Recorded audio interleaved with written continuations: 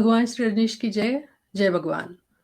भगवान श्री के सभी प्रेमियों, सन्यासियों, दर्शकों के लिए आज हम शांति से क्रांति में संवादिक प्रयास के माध्यम में भाग 5 में आपके सामने लेके आ रहे हैं एक विषय जो है आप और हम सभी के बहुत ही करीब वाला सोशल मीडिया।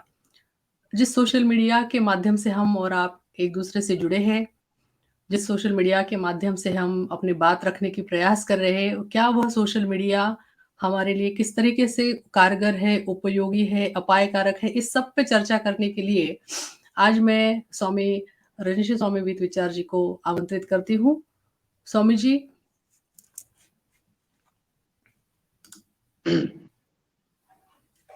भगवान श्री रजनीश की जय, भगवान श्री रजनीश की जय, युवक क्रांति दल की जय। प्रणाम। स्वामी जी, आज का जो विषय है ये तो सही में बहुत ही सुंदर विषय है, सोशल मीडिया, और जिसके माध्यम से अभी आजकल जुड़े हुए हैं और इस टेक्नोलॉजी के युग में इसके उपयोगिता को लेके भी थोड़े से सवाल आ रहे हैं और किस तरीके से इसका यूज और मिसयूज हो रहा है आज के जगत में और संन्यास जगत में, इसके ऊपर हम चर्चा करेंगे। लेकिन इसके पहले मैं थोड़ा सा आपकी एक परमिशन चाहूंगी कि हमने पिछला जो ट्रांसपेरेंसी का जो भाग किया था उसके कुछ कमेंट्स आए हैं, अगर हम उसे ले और उसके ऊपर चर्चा करें। जी जी जी स्वामी जी, तो पहला कमेंट हम यहाँ पे लेते हैं।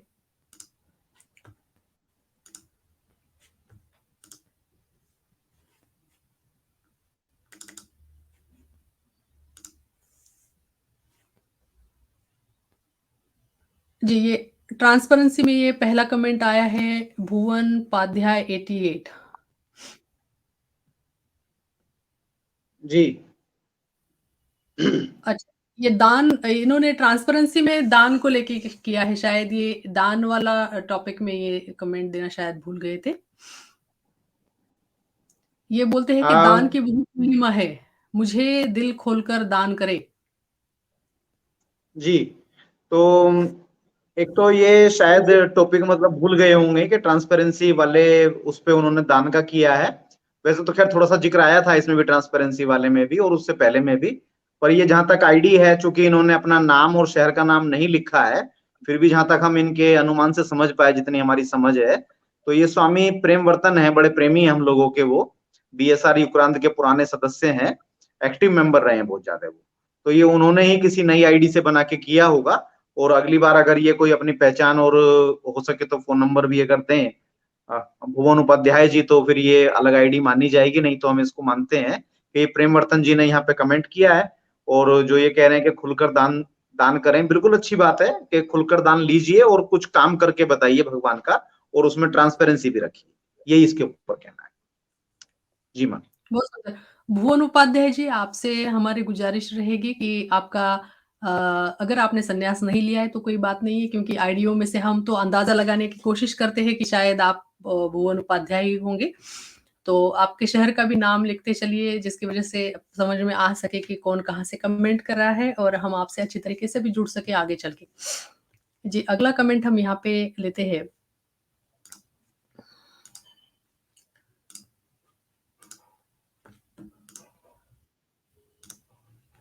जी, यहाँ पे हमने अगला कमेंट जो लिया है वह है रजनीशी स्वामी जी। अच्छा, ये आप ही का कमेंट है इसके ऊपर स्वामी जी?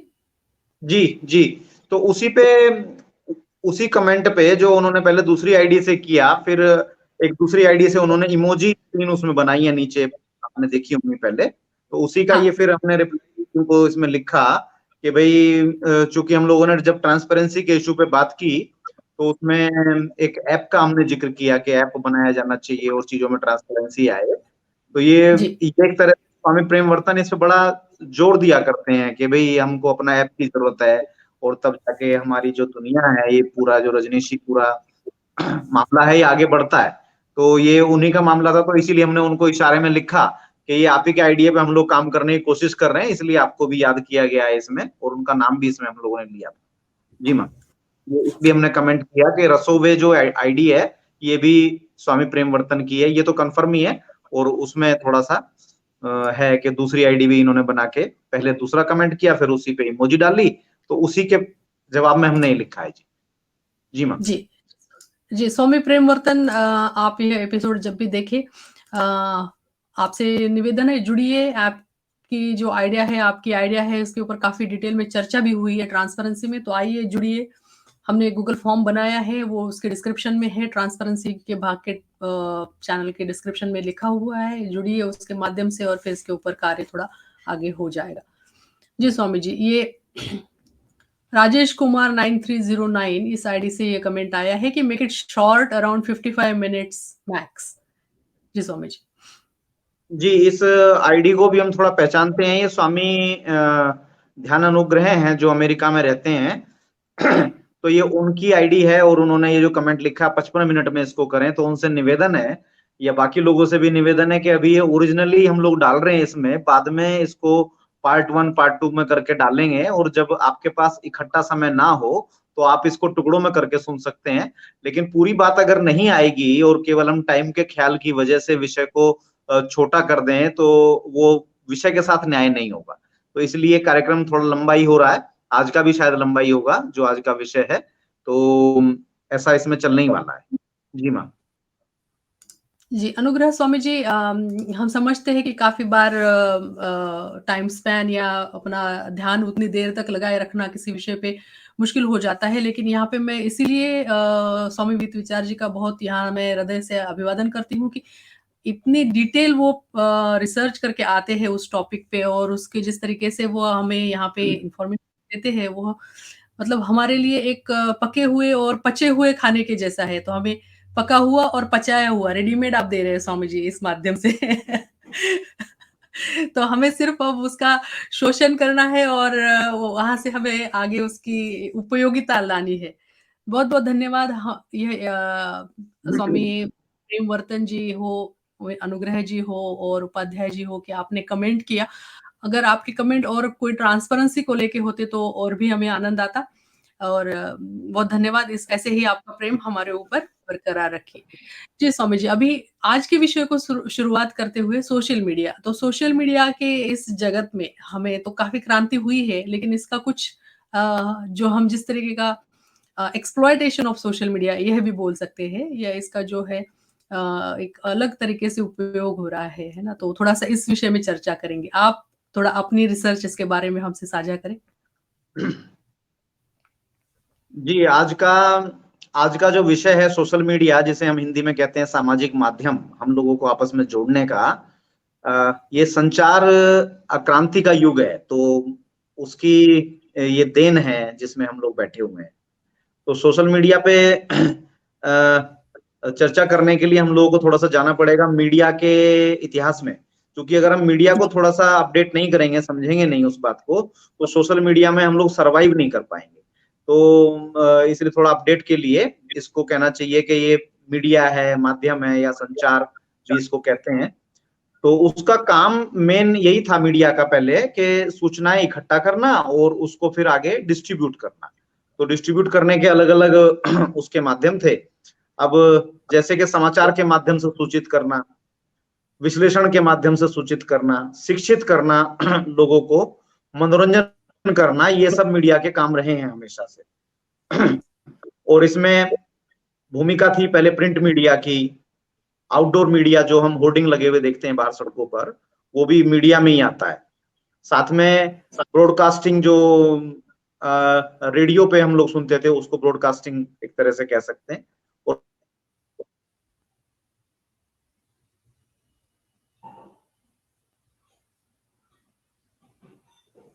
जी, लगता है स्वामी जी का इंटरनेट थोड़ा-सा फ्रीज़ हो गया है। ये तकनीकी चैलेंज जो है ये सोशल मीडिया के जगत में आता रहता है। जब तक स्वामी जी वापस हमसे जुड़ते हैं, मुझे एक बहुत ही ख़ास यहाँ पे एक बात याद आती है कि सोशल मीडिया के जनक अगर हम बोलने जाएँ किसी को, तो हम यहाँ पे नारद मुनि को इसका अम, श्रेय दे सकते हैं। सोशल मीडिया के जो शुरुआत है अगर हम कहें, स्वामी जी आप 2 डिवाइस से कनेक्ट हुए हैं शायद, मैं दूसरा एक डिवाइस से वहाँ से आपको रिमूव करती हूँ। जी, तो जब तक आप फ्रीज़ हो गए थे मुझे याद आया कि ये सोशल मीडिया का श्रेय जो है वो तो पहले नारद मुनि को देना चाहिए। सबसे पहले जी तो वो नारायण, नारायण करते घूमते थे। जी जी, जी जी जी, पौराणिक हिसाब से वही उसमें आएंगे। तो आगे हम बात कर रहे थे कि ब्रॉडकास्टिंग आ गया, फिर रेडियो आ गया, फिर उसके बाद टीवी आ गया। तो अभी हम जिस युग में जी रहे हैं मीडिया के, उसको हम डिजिटल मीडिया बोल सकते हैं, जिसका एक सोशल मीडिया भी रूप है हमारे सामने। तो सबसे पहले शुरुआत में तो जो अपनी बात कहने का माध्यम था लोगों के सामने, वो पेंटिंग बना के लोग बात कहते थे अपनी, या मूर्ति कला के हिसाब से अपनी बात कहते थे, या लकड़ियों पे और पत्थरों पे भी वो अपने चित्रकारी या कुछ लिख के जो मैसेज हमेशा के लिए छोड़ दिया जाता था कि अगले लोग उसको जान सके, समझ सके। तो ऐसे करके इसमें चलता था। फिर उसमें अपनी बात को कहने के लिए जैसे जंगल जहां होते थे, तो अपनी बात को, मैसेज को पहुंचाने के लिए कि हम ऐसा वाला धुआं जब निकलेगा तो उसका ये मतलब होगा, दूर दूसरी पहाड़ी पे रहने वाले लोग उससे भी आपस में कम्युनिकेट करते थे। वो भी एक मीडिया था, धुआं अलग अलग तरह का उठाना। उसके अलावा संगीत, म्यूजिक बजा के, यानी कि एक पहाड़ी पे एक कबीला कुछ यहाँ पर ऐसे बीट करेगा, तो दूसरी तरफ जो दूर इलाके में लोग हैं वो उसको समझ के, संगीत की भाषा को समझ के, और वो मैसेज आपस में आदान प्रदान किया करते थे। फिर नाटक मंडलियां भी आई। तो इस तरह से मीडिया का काम, यानी कि अपनी बात को आगे बढ़ाने का काम लगातार चलता रहा।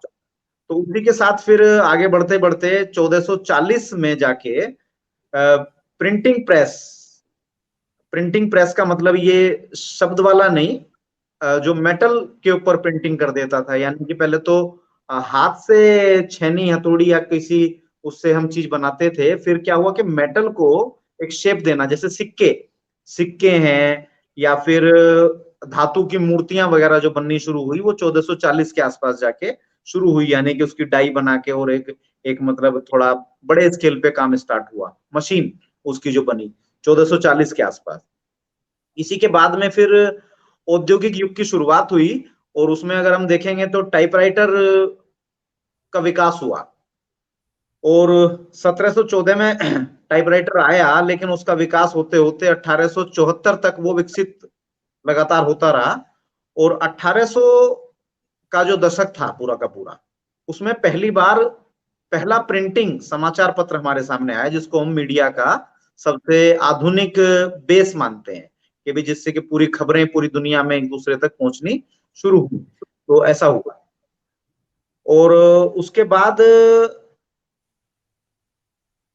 जब पहला समाचार पत्र आया 1800 के दशक में, तो 1 घंटे 480 पेज के हिसाब से वो छाप पाते थे, क्योंकि वो हाथ से ही उसको छापना पड़ता था। लेकिन 1810 में जर्मनी में भाप का इंजन बना, और प्रिंटिंग प्रेस को उससे जोड़ दिया गया।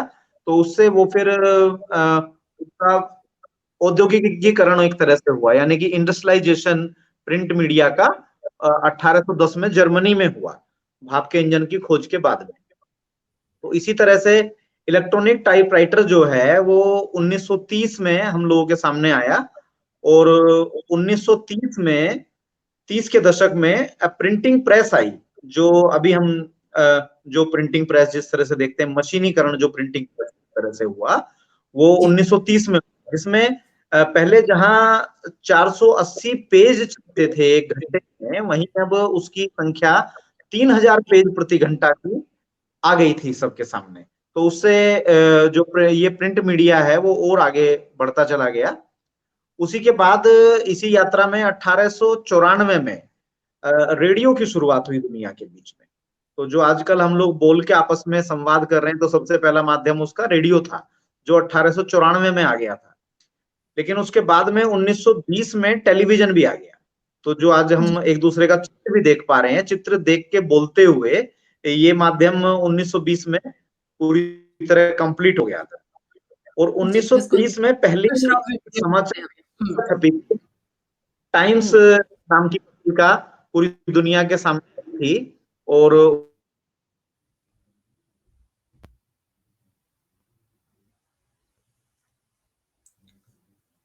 जी। तो दृक् श्राव्य माध्यम यानी दूरदर्शन, उसके पहले श्राव्य माध्यम था रेडियो, दृक् श्राव्य में आ गया दूरदर्शन।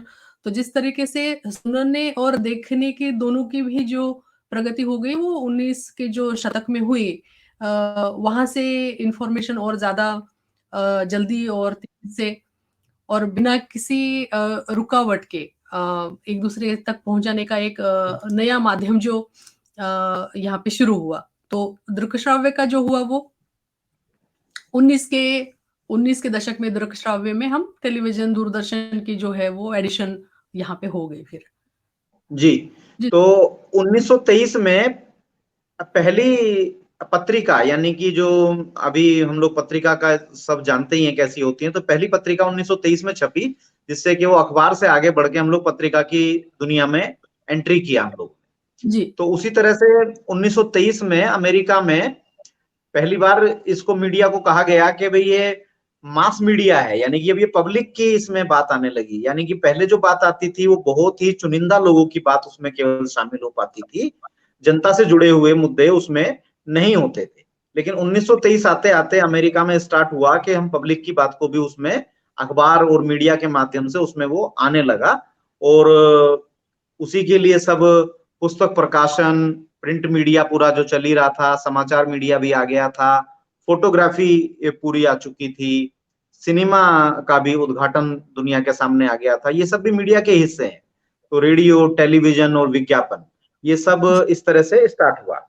और आधुनिक युग, जिसकी शुरुआत हम कह सकते हैं इलेक्ट्रॉनिक युग, इलेक्ट्रॉनिक युग की शुरुआत 1940 में कंप्यूटर का आविष्कार हुआ, उसके बाद होता है।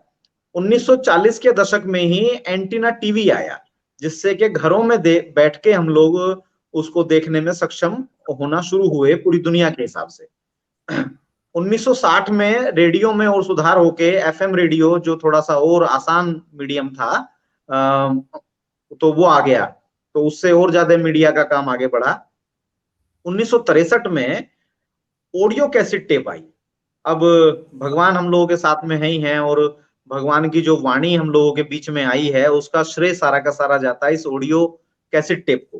कि वो जो स्वामी चैतन्य सागर, अगर हम ठीक नाम ले रहे हैं, स्वामी चैतन्य सागर लहरू भाई, जो भगवान के 5000 घंटे उन्होंने रिकॉर्डिंग की भगवान के साथ, वो अपना टेप, रिकॉर्डिंग टेप लेके और उसके अंदर कैसेट पूरी रख के, वो उन्हीं की ड्यूटी होती थी। वो भगवान के एकदम साथ में, एकदम पीछे, बिना सामने ज्यादा दिखे हुए, वो शांति से अपने उसी काम को पूरा करते रहते थे कंटिन्यू। तो वो उन्होंने 5000 घंटे किया। तो 1963 में टेप आई। तो यहाँ पर मीडिया जो है, सोचिए कितनी अच्छी सुविधा, जो भगवान की आज हम वाणी भगवान के शरीर के जाने के बाद भी सुन सकते हैं कि उन्होंने क्या कहा। तो ये 63 में सुविधा आने की वजह से स्टार्ट हुआ। भगवान श्री रजनीश बोलना शुरू हो गए थे 57 में, जब वो आचार्य रजनीश थे और जबलपुर में पढ़ाते थे। तो उसी के सिलसिले में डिबेट्स में और सब जगह मीटिंग्स में उन्होंने आना जाना जब स्टार्ट किया, तो बोलना शुरू हो गए थे, लेकिन उसकी रिकॉर्डिंग्स नहीं है पुरानी। लेकिन 63 में मीडियम आने के बाद, 66 आते आते जब भगवान ने अपने पद से इस्तीफा दिया, तो उसके बाद ये सुविधा पैदा की गई, और लगातार सारी चीजों को रिकॉर्ड करके हम लोगों के पास इस मीडिया के माध्यम से, यानी कि टेप रिकॉर्ड के माध्यम से, टेप के माध्यम से उसको रिकॉर्ड किया गया और हम लोगों के पास में ये आया। तो ये 1963 में हुआ मीडिया की यात्रा में। उसी तरह से 1972 में पहला फोन दुनिया के सामने आया, और उसके आगे की यात्रा में 1990 में जो हम लोग पढ़ते हैं सभी, www. यानी कि इंटरनेट का यूज स्टार्ट हुआ।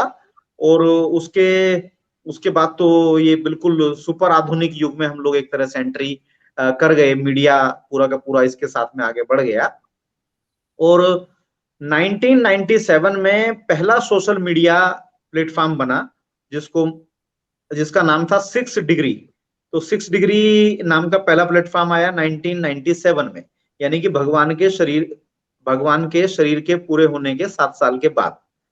तो उस समय जब तक भगवान थे तो वो इस शब्द का यूज भी नहीं करते थे, सोशल मीडिया, या उन्होंने इसके बारे में कोई इंस्ट्रक्शंस नहीं दिए। तो उसकी वजह से हम लोग मतलब ब्लैंक में हैं, और उस ब्लैंकनेस की वजह से हम लोग अपने विवेक पे के आधार पे और सोशल मीडिया कंपनियों की जो भी कारस्तानी है उसके अनुसार अपना बिहेव इसमें कर रहे हैं, और उसके जो भी परिणाम है वो हम लोगों के सामने हैं। तो उसी बात के आगे बढ़ाते हुए सन 2000 के आसपास आते आते सोशल मीडिया की ठीक से शुरुआत हुई दुनिया के बीच में। 97 में आ गया था, लेकिन वो एक्सपेरिमेंटल फेज में ही था। तो उसके बाद में 2000 आते आते सब चीजें शुरू हो गई। और 2005 तक आते आते पूरी दुनिया में केवल 5% लोग ही सोशल मीडिया का उपयोग करते थे। यानी कि दुनिया के कुल 5% लोग उपयोग करते थे 2005 में। और 2010 आते आते दुनिया में सोशल मीडिया को प्रमोट करने के लिए सोशल मीडिया डे को मनाए जाने की शुरुआत की गई। 30 जून को ये होता है, तो 30 जून को प्रमोट किया गया सोशल मीडिया डे के रूप में, और दुनिया की जागरूकता इसके बारे में बढ़े, तो ये 2010 में।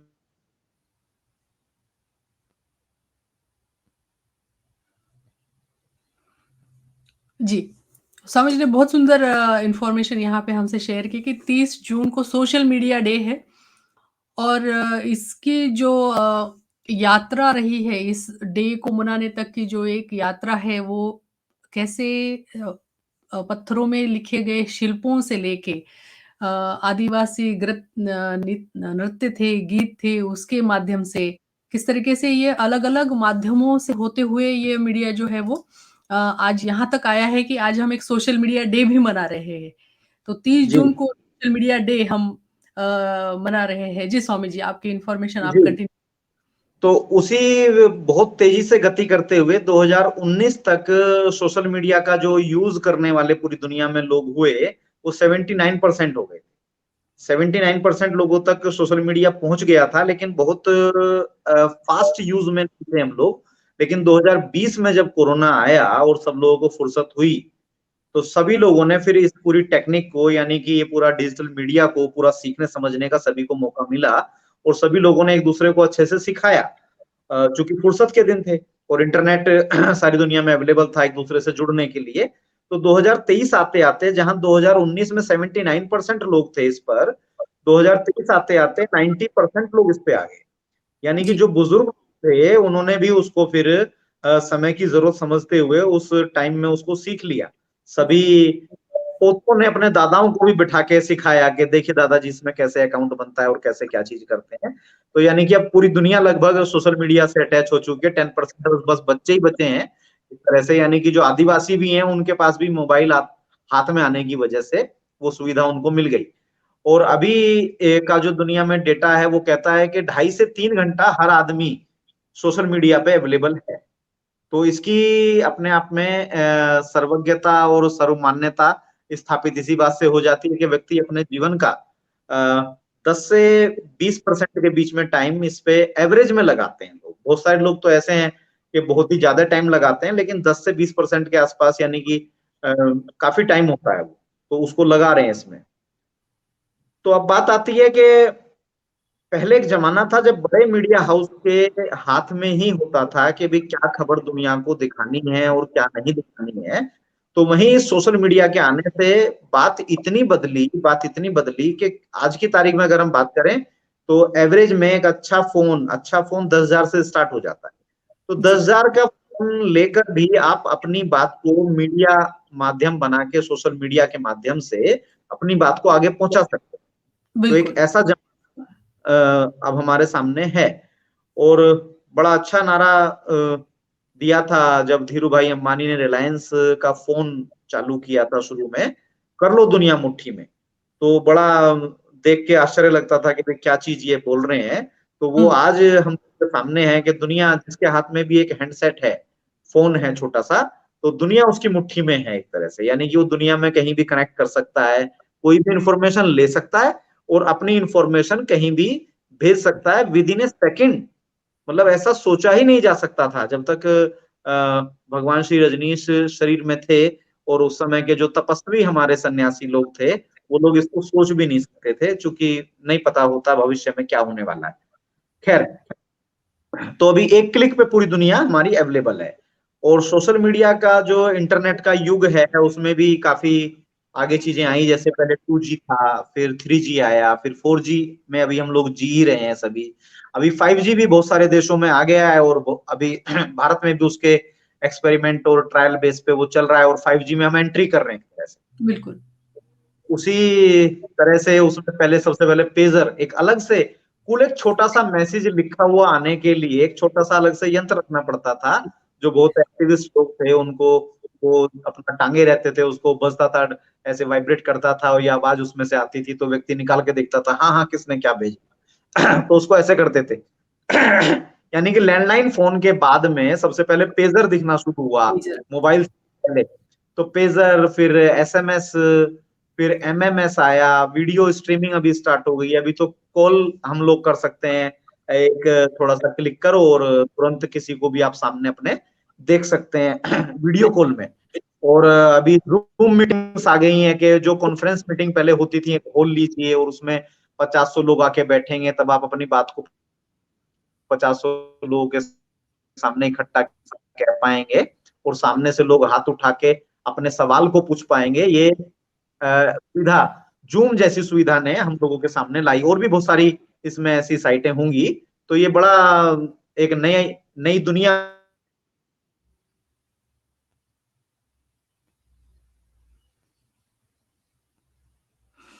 जी, लगता है स्वामी जी का कनेक्शन फ्रीज़ हो गया है, तो जो यह भाग दिखने वाले दर्शकों को ये लग रहा होगा कि इतनी भूमिका की क्या ज़रूरत है? तो ये भूमिका जो है ये हमें बताती है कि ये किस तरीके से यह माध्यम जो है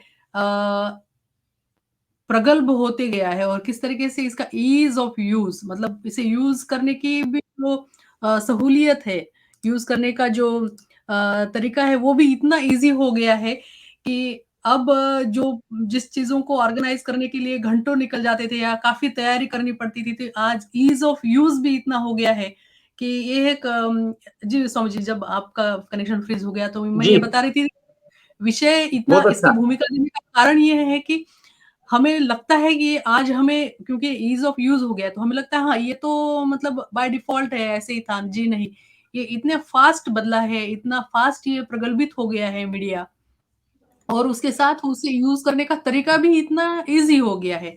अभी जैसे जी, यही हो जी, कि देखिए कि अगर किसी को अगर न्यूज़ ब्रॉडकास्ट करनी होती पहले तो उन्हें समय लेना पड़ता, स्लॉट लेना पड़ता, है ना? और आज के समय में वो एकदम बिल्कुल आपके फ्रीडम पे आ गया है, मतलब इतना कि आप इमीडिएटली आप लाइव जा सकते हो। तो जी। तो ऑफ सोशल यूज़ मीडिया जो में, बढ़ गया। जी, तो सोशल मीडिया में बहुत सारे प्लेटफ़ॉर्म हैं, लेकिन उसमें जो सबसे ऊपर रैंकिंग है आज भी फेसबुक की ही है। और जी, उसमें ऐसा ऐसा आंकड़े बोलते हैं कि 290 करोड़ करोड़ लोग मिनिमम या मैक्सिमम 390 करोड़ भी लोग हो सकते हैं। यानी कि बहुत बड़ी दुनिया, यानी कि आधे से ज़्यादा दुनिया फेसबुक नाम के बड़े प्लेटफ़ॉर्म पे अवेलेबल है। और जिस माध्यम का हम लोग उपयोग करके इस समय डायलॉग कर रहे हैं, उसका नाम है यूट्यूब। उसके ऊपर भी सबसे अधिक लोग अपना टाइम खर्च करते हैं, तो वो यूट्यूब पे खर्च करते हैं, जिसमें 250 करोड़ लोगों से लेके 350 करोड़ लोगों तक अभी दुनिया में होने का अनुमान है। तो इस तरह से ये दो दो मतलब बड़े माध्यम हम लोगों के बीच में है अपनी बात को आगे बढ़ाने के लिए। तो इसी में बात आती है, एक बड़ी महत्वपूर्ण बात है यहाँ पर, जो भगवान से भी जुड़ती है, कि सभी प्रकार के मीडिया जब से भी अखबार शुरू हुआ और जितना भी आगे उसकी विकास यात्रा पे हम लोग चर्चा कर ही चुके हैं, इस सब का एक मेन उद्देश्य था, सभी उद्देश्यों के साथ-साथ एक इसका मेन उद्देश्य था कि भेदभाव को मिटाना। बहुत और सुंदर। जब भेदभाव भेदभाव मिटाने की हम बात करते हैं, तो सबसे बड़ा जो इस पूरी प्रकृति में भेदभाव अगर कहें उसको भेदभाव, वैसे वो भेदभाव नहीं है, वो एक प्रकृति के प्रकट होने के 2 हिस्से हैं, के नर और मादा। यानी कि स्त्री और पुरुष हम कह सकते हैं। नर मादा यानी कि सभी जीव जगत के लिए शब्द है, और स्त्री और पुरुष मनुष्यों के लिए है। तो जी, इनके बीच का भेद सबसे बड़ा भेद माना जाता है कि भई स्त्री और पुरुष। तो उस भेदभाव को मिटाने के लिए पूरा मीडिया ने शुरू से ही काम किया और लगातार वो आज भी काम चल रहा है। वो सोशल मीडिया का ज़माना आने के बाद भी वो काम अभी भी जारी है, चूँकि वो नेचुरल डिवीज़न है, इसलिए उसको खत्म किया नहीं जा सकता। तो उस भेदभाव को मिटाने के प्रयास जो प्रिंट मीडिया ने स्टार्ट किए थे, वो सोशल मीडिया पे भी जारी हैं। और इसी बात में भगवान का संदर्भ ये है कि भगवान श्री रजनीश की जो पूरी विचारधारा है हम लोगों की, वो नारीवादी विचारधारा है अपने आप में। तो ये जो हम लोग सोशल मीडिया का उपयोग करते हैं, तो इसको हम पूरी जोर-शोर से उपयोग करते हैं, और उस भेद को मिटाने में जो प्राकृतिक भेद है और जो जिसको भेद बना दिया जाता है सामाजिक मान्यताओं के कारण, और ज़्यादा वो भेदभाव नज़र आने लगता है। तो उस भेद को मिटाने का काम ये सोशल मीडिया के माध्यम से हम सभी लोग अपने-अपने समझ से कर ही रहे हैं आगे। तो ये भगवान की बात हुई, विचारधारा का भी इससे बड़ा सहयोग और समर्थन हुआ है।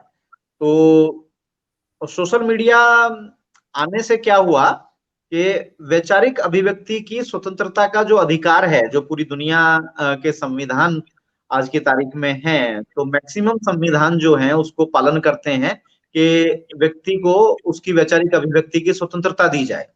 तो जी, स्वतंत्रता तो कागजों में थी, लेकिन वो स्वतंत्रता व्यक्ति के हाथ में नहीं थी। चूंकि मीडिया संस्थानों के पास जाना, उनको चिट्ठियां लिखना और वो चिट्ठी छापे नहीं छापे, मतलब बहुत कठिन था वो सब काम कि आपकी जो वैचारिक अभिव्यक्ति है वो आगे बढ़ पाए। किताब छपवाना हो तो कितना बड़ा उसके लिए खर्चा आपको करना पड़ता था, तो तब जाके मतलब आप अपनी बात को रख पाते थे, जो बहुत ही आज भी कठिन था वही अभिव्यक्ति। आज भी परिस्थिति काफी हद पे वहीं पे अटकी हुई है, जब मीडिया को मेन स्ट्रीम मीडिया जिसको हम बोलते हैं, या हम इसको इंग्लिश में शॉर्ट में बोलते हैं एमएसएम, जैसे जो एस्टेब्लिश्ड मीडिया है, अगर उनके माध्यम से अगर आपको कुछ भी न्यूज अगर देनी होगी, तो पत्रकार या तो पैसे मांगते हैं, या फिर आपके कोई बहुत घनिष्ठ संबंध होने चाहिए, तभी जाके वो न्यूज आपकी मीडिया रूम तक पहुंचती है। जो हमने पिछले प्रदर्शनों में हमारे भगवान के जगत में देखा कि किस तरीके से न्यूज का कवरेज जो है वो आज भी नेपोटिज्म के वजह से ग्रसित है। तो जी एक आज जी, तो ये जो भेदभाव जी जो है ये सोशल मीडिया ने जरूर कम करने की इसके माध्यम से कोशिश की है।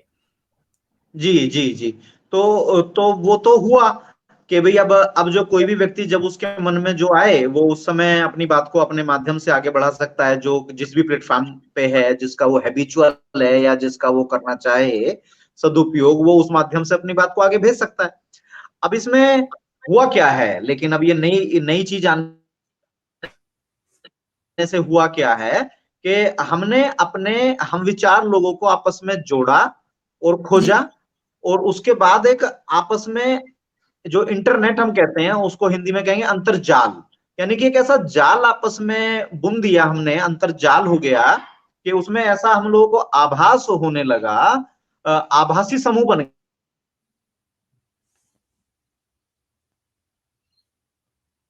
आवाज आपकी कट गई है। जी, आपकी आवाज बंद हो गई है। आवाज नहीं आ रही है आपकी, स्वामी जी। हाँ, अभी म्यूट किया है आपने शायद, इसको एक बार अनम्यूट कर दीजिए।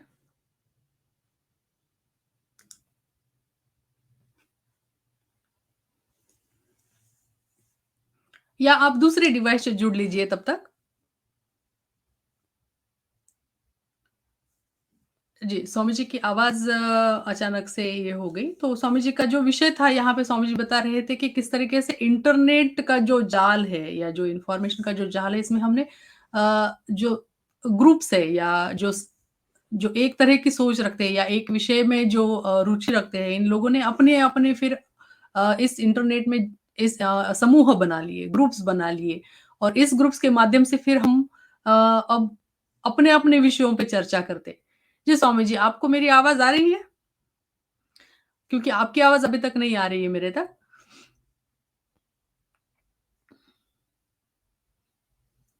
जी, लगता है स्वामी जी का कनेक्शन टूट गया है। जब तक स्वामी जी हमसे वापस जुड़ते हैं, हम इस विषय पे चर्चा जारी रखते हैं। तो अभी फ़ेसबुक में है, ग्रुप्स बने हैं। जब फ़ेसबुक के अंदर ग्रुप्स बने हैं, सोशल मीडिया में व्हाट्सऐप में ग्रुप्स बने हैं। इसके पहले सोशल मीडिया में फ़ेसबुक और व्हाट्सऐप के पहले गूगल में ऑरकुट हुआ करता था, याहू पे भी होते थे, चैट रूम हुआ करती थी। तो इस तरीके की काफ़ी ग्रुप्स जो है, इन्होंने हमें फिर एक स्वतंत्रता जो हमें लाके दी कि अ, स जी स्वामी जी, धन्यवाद वापस जी जुड़ने के लिए। तो मैं जी आप जी। जुड़ने के लिए बोल रही थी कि तो ये जो हम ये मीडिया हम इस्तेमाल ये हुआ। बता रहे थे, हम ये बता रहे थे आप लोगों को कि जो हम समूह। विचार लोग हैं, लोगों ने हुँ, आपस में खोजे, हम लोगों के आपस में ग्रुप बने। ग्रुप तो बने, उसमें बिल्कुल, जाल इंटरनेट की सुविधा की वजह से हम लोगों के बड़े बड़े ग्रुप उसमें दिखाई देते हैं, यानी कि वो आभासी दुनिया जिसका हमको बिल्कुल, आभास होता है, वो वर्चुअल दुनिया में हम लोग एंट्री कर गए, लेकिन वो एक्चुअल दुनिया बनाने में उससे मदद तो हो सकती है, लेकिन वो एक्चुअल नहीं है। तो ये इस भेद को समझना बहुत बहुत जरूरी है। तो जो इस भेद को समझते हैं वो फिर असली दुनिया बनाने की तरफ भी इससे आगे जा सकते हैं। इस मीडिया का जो माध्यम है, सोशल मीडिया का, उसको हम लोग उपयोग कर सकते हैं। तो अभी इसमें होता क्या है, जैसा कि आभासी दुनिया में हम लोग क्या करते हैं कि उसमें हम लोग लेख लिखते हैं, अपने वीडियोस बनाते हैं, ऑडियो बुक के माध्यम से एक दूसरे की बात को जानते हैं, वहां पे म्यूजिक एक दूसरे का सुनते हैं, विज्ञापन, कोई किसी को, मान लीजिए हम अगर भगवान रजनीश की दुनिया की बात करें, शिविर का एडवर्टीजमेंट है या फिर आश्रम के बारे में कुछ सूचना है, उसको भी विज्ञापन भी अपना कर पाते हैं। पॉडकास्ट की भी यहाँ सुविधा है, और डिजिटल कोई अपनी स्केच या कुछ बनाता है, यानी कि चित्रकला वगैरह, तो वो भी इसमें अच्छे से आ जाती है। लेकिन ये आभासी वास्तविकता है, ये बिल्कुल। मतलब फील है, लेकिन लगता है कि ये एक्चुअल है। तो आभास करती है, यानी कि ये फील ऐसा करा देगी आपको कि ये सब आपका वाकई में ही ऐसा हो रहा है, लेकिन ये आपको जानना होगा ठीक गहराई से कि ये आभासी है, ये एक्चुअल नहीं है। एक्चुअल के लिए हम लोगों को 2 कदम और आगे बढ़ना पड़ेगा, हम लोगों को और इसमें मेहनत थोड़ी सी करनी पड़ेगी इस माध्यम का ठीक से उपयोग करने के लिए। तो इसमें जो सुविधा है अब सोशल मीडिया में, जैसे लाइव स्ट्रीमिंग है, अभी हम लोग तो खैर रिकॉर्ड करके डालते हैं, लेकिन बहुत सारे यूट्यूबर्स हैं जो सीधे लाइव स्ट्रीमिंग करने में अभी सक्षम हो गए, और इसको हम लोग लाइक करने की सुविधा है, शेयर करने की सुविधा है, कमेंट हम लोग अपना कर सकते हैं, उसके रिप्लाई हम लोग दे सकते हैं कमेंट के भी, उसमें एडिटिंग भी कर सकते हैं। आप अपनी कही हुई बात में अगर कुछ है तो ये भी सुविधा सोशल मीडिया में मिली है। और अपनी बात को हम शब्दों में अगर ना लिखना चाहें तो उसमें इमोजी की भी सुविधा लोगों ने, सबने, सभी प्लेटफॉर्म ने दी है, तो इमोजी डाल के अपनी बात को हम कह पाते हैं, आदि आदि ऐसे बहुत सारी चीजें इसमें आती हैं।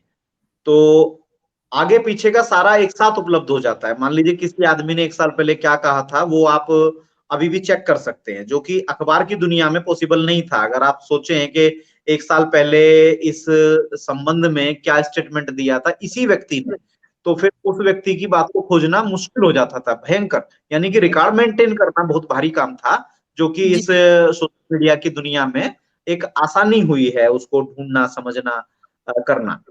बिल्कुल। तो अब इससे होता क्या है, इससे फिर होता क्या है, इससे होता है संवाद हम लोग आपस में कर पाते हैं। इस सारे प्रक्रिया से आपस में हम लोग डायलॉग करने की स्थिति में आते हैं, और आपस में अपडेट हम रह सकते हैं चीजों के बारे में, जो जिसकी भी जिस विषय में रुचि है, तो वो उस विषय में अपडेट रह सकता है। एक दूसरे की निगरानी भी की जा सकती है, जैसे कि होता है ना कि अभी पता नहीं फलाना व्यक्ति क्या कर रहा है, या वो इस मोमेंट में क्या सोचता है, या वो आगे क्या करने जा रहा है, तो एक एक दूसरे को हम चेक भी कर सकते हैं, बिना दूसरे को ज्यादा जाहिर और बताए हुए भी उसको चेक भी कर सकते हैं। ये भी इस सोशल मीडिया के माध्यम से आसान हुआ है निगरानी करना। दूसरा सांस्कृतिक प्रसारण, यानी कि जो हम लोगों की कल्चरल वैल्यूज हैं, जो एक्टिविटीज हैं, उनको भी हम इसमें आसानी से आगे भेज सकते हैं। दूसरा, सोशल मीडिया से एक दूसरे की आलोचना करना जो पॉसिबल हुआ है, जो कि बड़ा मुश्किल काम था पहले, बहुत ही उसके लिए टफ प्रोसेस थे हर एक चीज में, और आपस में बहस करना तो बहुत ही मुश्किल था। अब यहाँ पर तो लाइव जो है, जैसे कि अभी हम जिस मीडिया का माध्यम यूज कर रहे हैं कि 10 लोग बैठ के भी यहाँ यूट्यूब पे बैठ के आपस में डिबेट किसी भी मामले पे कर सकते हैं, कर और बिल्कुल। मीडिया का कंटेंट उससे डेवलप होगा, और हम लोगों को राय बनाने में। अच्छा, कट गया है शायद आवाज। नहीं, आ रही है, थोड़ा-सा स्लो हो गया था बट आ रही है। जी, बोलिए। राइट।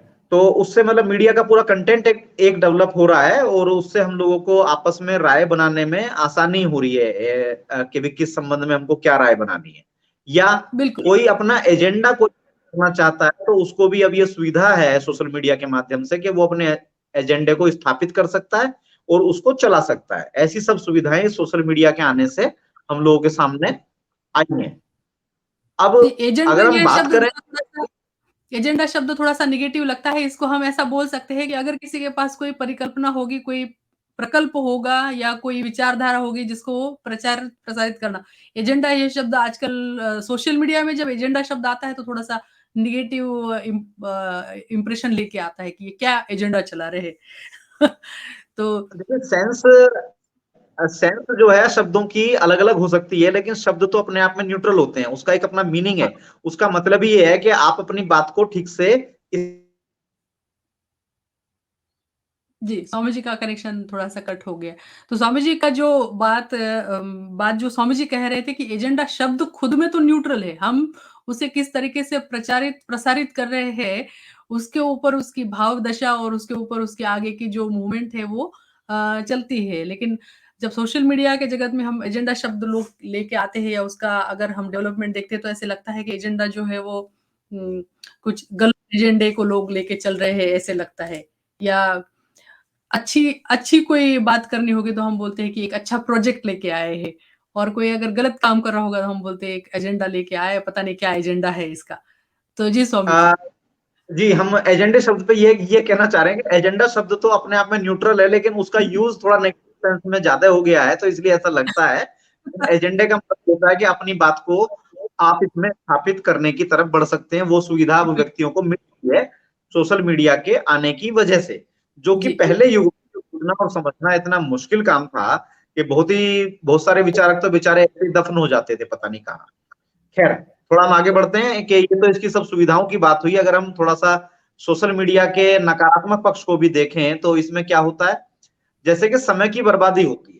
यानी कि आप देखने के लिए एक चीज देखने के लिए एंटर करते हैं उसमें किसी भी प्लेटफॉर्म पे, और पता चलता है कि आप गए थे 2 मिनट के लिए और हो गया आपको 20 मिनट, यानी कि 18 मिनट आपका जो है उसने आपसे चुरा लिया। ये बिल्कुल। सोशल मीडिया टेक्निक है, यानी कि इस पूरी व्यवस्था की, यानी कि वो 18 मिनट आपके खींचता है। तो वही उसके बिजनेस का मॉडल भी है। तो बिल्कुल, अब इससे क्या होता है, शारीरिक समय की बर्बादी होने की वजह से क्या हो रहा है, इसका नेगेटिव पॉइंट एक ये भी आ रहा है कि लोगों का शारीरिक और मानसिक स्वास्थ्य भी गड़बड़ हो रहा है। ये भी बहुत इसमें देखने, सोशल मीडिया में ज्यादा समय लगाने की वजह से शारीरिक और मानसिक स्वास्थ्य भी लोगों का खराब हो रहा है। जैसे आंखों को नुकसान, सबसे पहला नुकसान तो सोशल मीडिया का है कि लगातार स्क्रीन को देखते रहना, क्योंकि प्राकृतिक रूप से जो जीवन का जो डेवलपमेंट हुआ है वो हुआ है कि सूरज ऊपर से रोशनी डालेगा किसी चीज पे, और उस चीज को आप उस रोशनी में देखते हैं।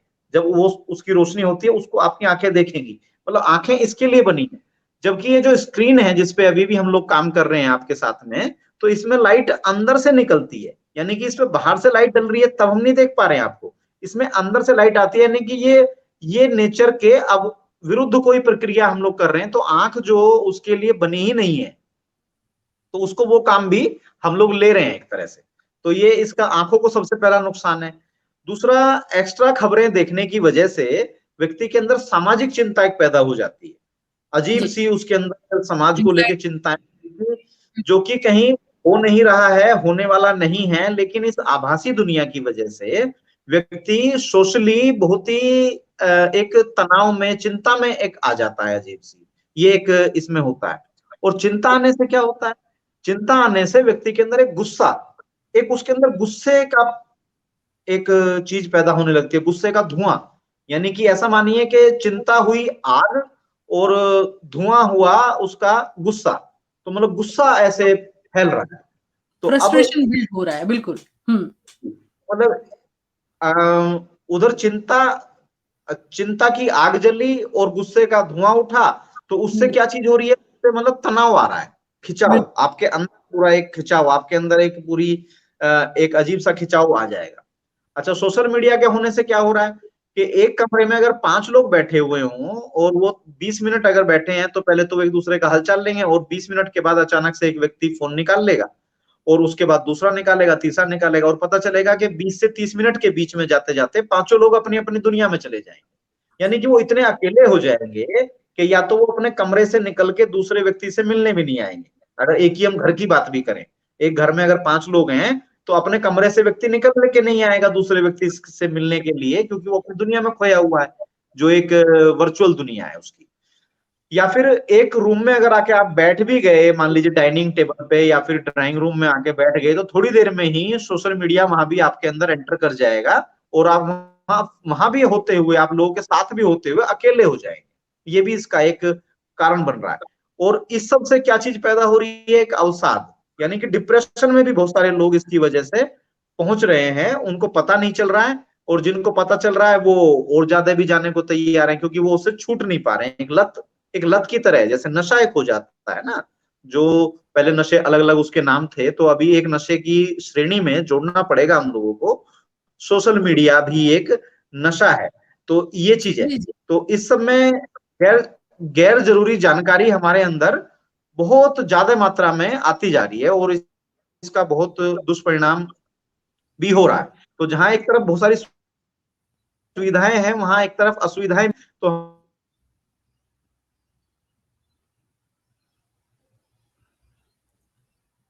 जी, आपका कनेक्शन थोड़ा-सा रुक गया है। जी, बहुत सुंदर यहाँ पे पॉइंट यहाँ पे निकल के आया है आज के इस चर्चा में कि ये जो सोशल मीडिया का एडिक्शन भी काफ़ी लोगों को हो गया है और इस एडिक्शन की वजह से काफ़ी लोग डिप्रेशन में भी गए हैं। अब सोशल मीडिया एक ऐसी आभासी दुनिया है देखते हैं कि हम फ़ेसबुक में इसके काफ़ी हमने उदाहरण सुने हुए हैं कि कोई लोग फ़ेसबुक में बहुत अच्छी-अच्छी फ़ोटो डालते हैं अपनी ट्रिप्स की, अपने हनीमून ट्रिप्स की डाल रहे हैं या पार्टियों की डाल रहे हैं, तो दूसरे लोगों को लगता है कि हाँ भाई यही इनका जीवन होगा और हम अपने जीवन में फिर सुखी नहीं है। तो एक तरीके का कंपैरिज़न, तो वो भी एक कारण डिप्रेशन का वहाँ पे बन गया। तो एक बहुत सुंदर यहाँ पे डिस्कशन यहाँ स निकल के आया है जी, रॉबिश कि ये जी, तो फ्रस्ट्रेशन सोशल बिल्डअप मीडिया, कर रहा है, एडिक्शन भी बिल्ड कर रहा है और काफ़ी लोग दूसरों के साथ अपने जीवन को कंपेयर करके डिप्रेशन में भी जा रहे हैं। जी, तो सोशल मीडिया के जहां एक तरफ लाभ हैं, वहां इसकी हानि भी है, और इन दोनों के बीच में हम लोगों को रास्ता बनाना होगा। संयम बनाना भगवान पड़ेगा। श्री रजनीश होश की बात करते हैं, ध्यान हम सब लोग करने का प्रयास करते हैं, और हम लोगों की ज्यादा जिम्मेदारी है कि हम लोग इसमें बीच का रास्ता बनाएं और अपने जीवन को थोड़ा बेहतर बनाएं, इस सुविधा का भी लाभ लें और इसके जाल में भी ना फंसे। इसी के लिए आज ये विषय हम लोगों ने यहाँ रखने का प्रयास किया है। तो अब हम थोड़ी सी और इसकी अंदर थोड़ा एंट्री करने की कोशिश करते हैं।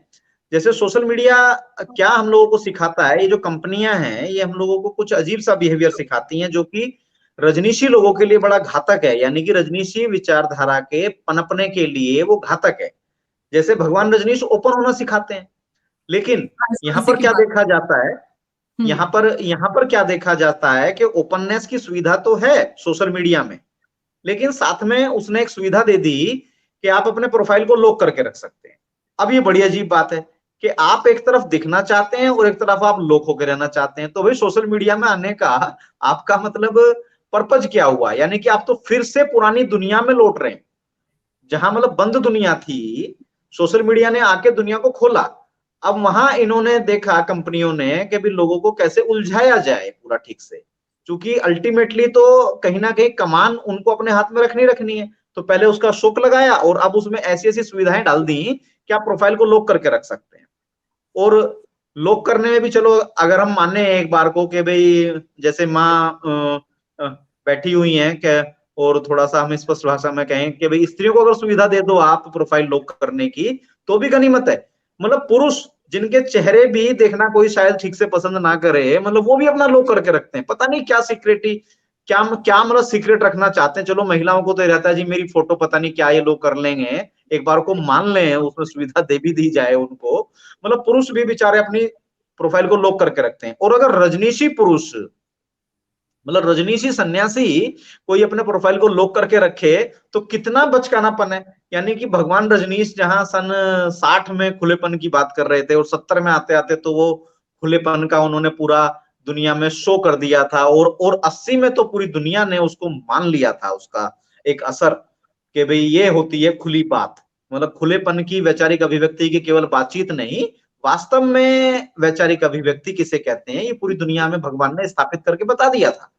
और वहां भगवान रजनीश के सन्यासी यानी कि पुरुष सन्यासी भी बेचारे उस ऑप्शन को जब लेते हैं तो कितना बचकानापन। हम उसको जब रीड करते हैं हमने कहा क्या इस व्यक्ति की मानसिकता होगी, मतलब ये महिला है या पुरुष है या ये रजनीशी है भी कि नहीं है। तो उससे थोड़ा सा डाउट होता है उस चीज में। अब जैसे बात करें हम थोड़ा सा सक्रिय लोगों की, अगर हम चलो नॉर्मल लोगों को भी छोड़ दें तो बात करते हैं सक्रिय लोग। तो जो रजनीशी सक्रिय हैं, जो अपने आप को खुद कहीं ना कहीं कोने में मानते होंगे अपने मन के कि हम नेता हैं, हम इसको लीड करेंगे पूरे मूवमेंट को और हम बताएंगे क्या होना चाहिए। तो अब जब उन लोगों के व्यवहार को आप देखिए तो वो कमेंट का जवाब तक नहीं देते हैं। मतलब कोई हुँ, कमेंट किया गया तो भाई सोशल मीडिया में आने का आपका उपयोग क्या है? फिर आप अखबार की दुनिया में रहो, फिर आप वहीं अपना लिखत पढ़त करते रहो कि जहां पर किसी किसी सवाल का जवाब नहीं देना पड़ता है। केवल आपका पाठक चिट्ठी लिख पाता है अखबार को, और अखबार उस चिट्ठी को छापे ना छापे ये उसकी छूट होती है। लेकिन सोशल मीडिया में जब आप हैं और कोई आपने बात कही और उस पर किसी ने कोई कमेंट किया और उसका बिल्कुल। अगर आपने रिप्लाई नहीं किया, जवाब नहीं दिया, तो ये तो फिर सोशल मीडिया का कोई आना नहीं हुआ ना। रजनीशी के लिए कम से कम ये नहीं है, और खासतौर पर नेताओं के लिए ये बात है। अब इसमें क्या है कि इन कंपनियों ने क्या किया कि भाई लोगों को उलझाए रखने के लिए आपस में एक सुविधा और दी हुई है कि भाई जिस किसी व्यक्ति का आपको कमेंट अच्छा ना लगे उसको या तो आप डिलीट कर दें या उसको ब्लॉक कर दें कि भाई वो आपका कमेंट ही ना देख पाए। अब ऐसी नेतागिरी रजनीश में कोई आके करेगा तो कैसे उसकी नेतागिरी चल पाएगी? या फिर कहने का मतलब कि कैसे वो रजनीश की विचारधारा को, या वो कैसे वो रजनीश की विचारधारा को आगे बढ़ा पाएगा कि भाई आप किसी के कमेंट को डिलीट कर देते हैं या उसको ब्लॉक ही कर देते हैं कि वो कमेंट ना देख सके, तो आपकी बात कैसे आगे बढ़ेगी? या आपकी बात में क्या सच्चाई है, क्या उसमें जान है? यानी कि आप इतने कमजोर हैं कि सोशल मीडिया में होने योग्य आप नहीं है। कम से कम रजनीशी के लिए हम ये बात कह रहे हैं। जी, आगे दूसरा एक और मैं बिहेवियर देखने को मिलता है मुझे कि हंसी भाई जैसे इसलिए किसी आई की ओपिनियन से।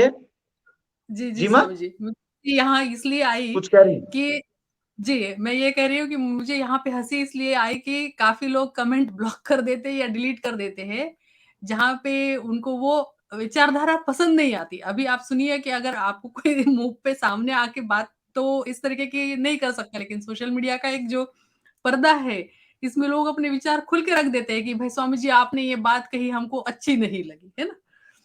लेकिन वही बात शायद वो सामने-सामने नहीं करते थे।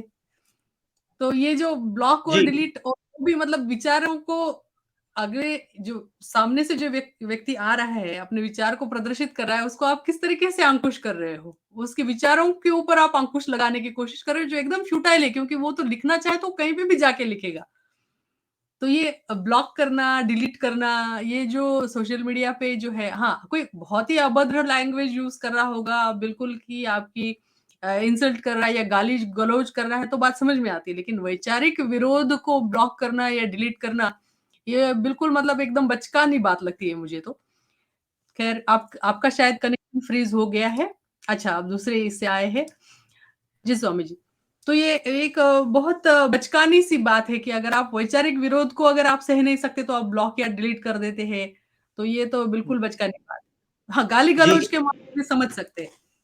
इसी में एक कदम आगे और है। कुछ लोग पूरा नेक्सस के साथ में सोशल मीडिया पे रहते हैं, यानी कि उनके भक्त लोग भी होते हैं।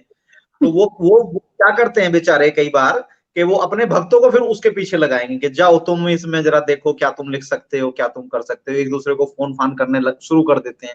यानी कि उनके अंदर, सारे भक्तों के अंदर तो समझ है ही नहीं। और नेता की देखिए कितना बेचारा कमजोर होता है। सोशल मीडिया के जमाने में अगर आप कमजोर हैं तो शांति से बैठिए, क्यों ज्यादा उछल कूद करते हैं? यानी कि जब आपकी नेक्सस पना खत्म कर दिया है इन कंपनीज ने आके, सोशल मीडिया प्लेटफॉर्म ने आके, तो फिर अब उसको जियो। तो अपनी नेतागिरी बनाए रखने के लिए वो अपने भक्तों को बेचारे फिर फोन वोन करने में लगे रहते हैं। ये भी एक ट्रेंड देखने में आता है। तो ये भगवान रजनीश की विचारधारा के लोगों का कैसे टाइम बर्बाद हो रहा है, हम उस तरफ लोगों का ध्यान आकर्षित करना चाह रहे हैं। इसमें ये हमारा इसके पीछे उद्देश्य है।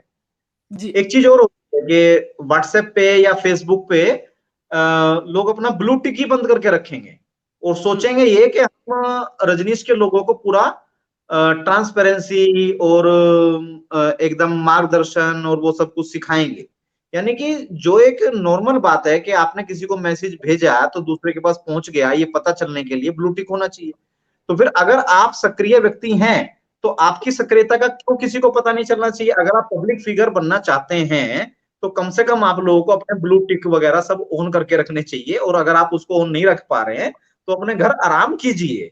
और जो है ना, इन सोशल मीडिया के चक्करों में फंस के खुद को ये महसूस मत कीजिए कि आप बहुत अच्छा काम कर रहे हैं। ये राजनीति विचारधारा के लिए घातक सिद्ध हो रहा है लगातार। इसके परिणाम, दुष्परिणाम जो हैं पिछले 4-5 सालों में, खासतौर पर कोरोना के बाद में, ये सब अध्ययन का परिणाम है जो हम आपको आपके आपके माध्यम से पूरी जो भी दर्शक हैं उनको बताना चाह रहे हैं। जी, उसी तरह से ट्विटर, फेसबुक और व्हाट्सएप पे ब्लू या ग्रीन टिक लेने का भी एक चलन है। तो उसमें वो पेड सुविधा उनकी तरफ से होती है कई बार, और कई बार वो ऑथेंटिकेशन होता है अकाउंट का। तो कम से कम जो लोग इतने अपने आप को ऑथेंटिक अपने आप को सिद्ध कर रहे हैं कि भाई उसका वो टिप वगैरह ले रहे हैं, तो फिर उनको मतलब क्या करना चाहिए भाई, उनको तो कम से कम पूरी तरह से ओपननेस के साथ में सोशल मीडिया के व्यवहार को समझते हुए एक कल्चर डेवलप करने की शुरुआत करनी चाहिए, ना कि कमेंट्स के खेल में सोशल मीडिया के गेम को बढ़ाने के लिए ही केवल उस पर टाइम पास का आप माध्यम बने। इससे थोड़ा बचने की जरूरत है, खासतौर पे लीडर्स जो भी हैं, ये उनके लिए हमारी तरफ से मैसेज है, और ये आत्म मंथन के लिए कुछ विषय उनके सामने हम रखने का प्रयास कर रहे हैं। अच्छा, सोशल मीडिया में क्या है कि कॉपीराइट के कारण बहुत सारे लोगों के अकाउंट भी बंद हो जाते हैं, तो जो अकाउंट बंद हो जाते हैं वो बड़ा फिर हो हल्ला मचाते हैं कि साहब हमारे अकाउंट बंद हो गए हैं और बड़ा गड़बड़ हमारे साथ हो गया है। वो गड़बड़ नहीं है, बेसिकली वो तो आपकी एक सुविधा है भाई, फ्री की आपको एक सुविधा है, आप एक कंपनी के ग्राहक हैं सिंपल, और उसने आपको फ्री में सुविधा दी हुई है, और आप वहां उसके सिस्टम के हिसाब से कोई काम नहीं करते जो भी उसकी नियमावली है या जिससे भी उनकी साठगांठ है, और अकाउंट बंद हो जाता है, तो उसमें इतना शोर शराबा मचाने लगते हैं जैसे किसी ने प्लॉट खरीदा हो और भाई उसका प्लॉट किसी ने कब्जा कर लिया हो, किसी ने प्लॉट खरीदा हो, ये मतलब ऐसा फीलिंग लोगों की आ जाती है इस वर्चुअल दुनिया में। इतना लोग खो गए हैं कि उसको ऐसा महसूस करें बस जैसे हमारा जीवन की पूंजी पूरी लुट गई हो इसमें। तो भाई उतना घबराने की जरूरत नहीं है, तो नया अकाउंट बना लो, कर लो, और जो भी उसकी एक्टिविटी, जो भी उसके नॉर्म्स हैं, उसके हिसाब से आप लोगों को बिहेव करना चाहिए। उसमें ज्यादा हो हल्ले की आवश्यकता नहीं, ज्यादा पॉलिटिक्स की उसमें जरूरत नहीं है। ये भी इसमें एक हम अपनी तरफ से एक राय सब लोगों के लिए बिन मांगी राय देना चाहते हैं। अब इसमें सोशल मीडिया के व्यवहार में क्या देखने में आ रहा है भगवान रजनीश की दुनिया में, कि बहुत सारे लोगों ने फर्जी अकाउंट बनाए हुए हैं। फर्जी अकाउंट से मतलब ये होता है कि जिसका यही नहीं पता चलता है कि भाई किसका है। कुछ लोगों के अकाउंट बने हुए हैं कि उस पे नाम कुछ है, फोटो कोई लगी हुई है, और बहुत सारे लोगों ने तो महिलाओं की फोटो लगा के बनाए हुए हैं अकाउंट, पुरुषों ने। मतलब इतने बेचारे कठोर पुरुष हैं, मतलब मानते हैं खुद को मर्द और छिपते हैं महिलाओं के चेहरे सामने लगा के सोशल मीडिया में, उसके पीछे बैठे रहेंगे। मतलब सोचिए कितना कितना बेहुदापन है, मतलब अपने आप में ये कितना बेहुदापन है। यानी कि ये बेहुदापन रजनीश की दुनिया में आया है, तो भगवान रजनीश की विचारधारा का आप लोग नुकसान कर रहे हैं उसका फायदा करने की बजाय। ये भी इसका एक इशू है। बहुत सारे लोगों ने खैर भगवान रजनीश की फोटो लगा के भी फर्जी अकाउंट बनाए हुए हैं, वो अपनी पहचान पूरी ठीक से नहीं बताते हैं। ठीक है, भगवान से आपका प्रेम है, भगवान का आप चित्र सामने लगाना चाहते हैं, यहाँ तक ठीक है बात, लेकिन उसमें पहचान तो अपनी जाहिर कीजिए कि भाई मैं इसके पीछे ये फला फला व्यक्ति हूँ। अगर कोई पूछता है तो उसमें अपना ठीक ठीक फोन नंबर या फिर ठीक ठीक अपना नाम, अपने शहर का नाम, या जो भी अगला आदमी इंफॉर्मेशन आपसे चाहता है वो आपको देनी चाहिए। लेकिन लोग भगवान के चित्र के पीछे और महिलाओं के चित्र के पीछे नकली अकाउंट चलाते हैं, और जो ना इस सारे काम को करने पुरुष ज्यादा आगे हैं, महिलाएं भी 100% तो इसमें पुरुष ही हैं इस सारे काम को करने के पीछे। जी, आपका थोड़ा-सा कनेक्शन फ्रीज़ हो गया है।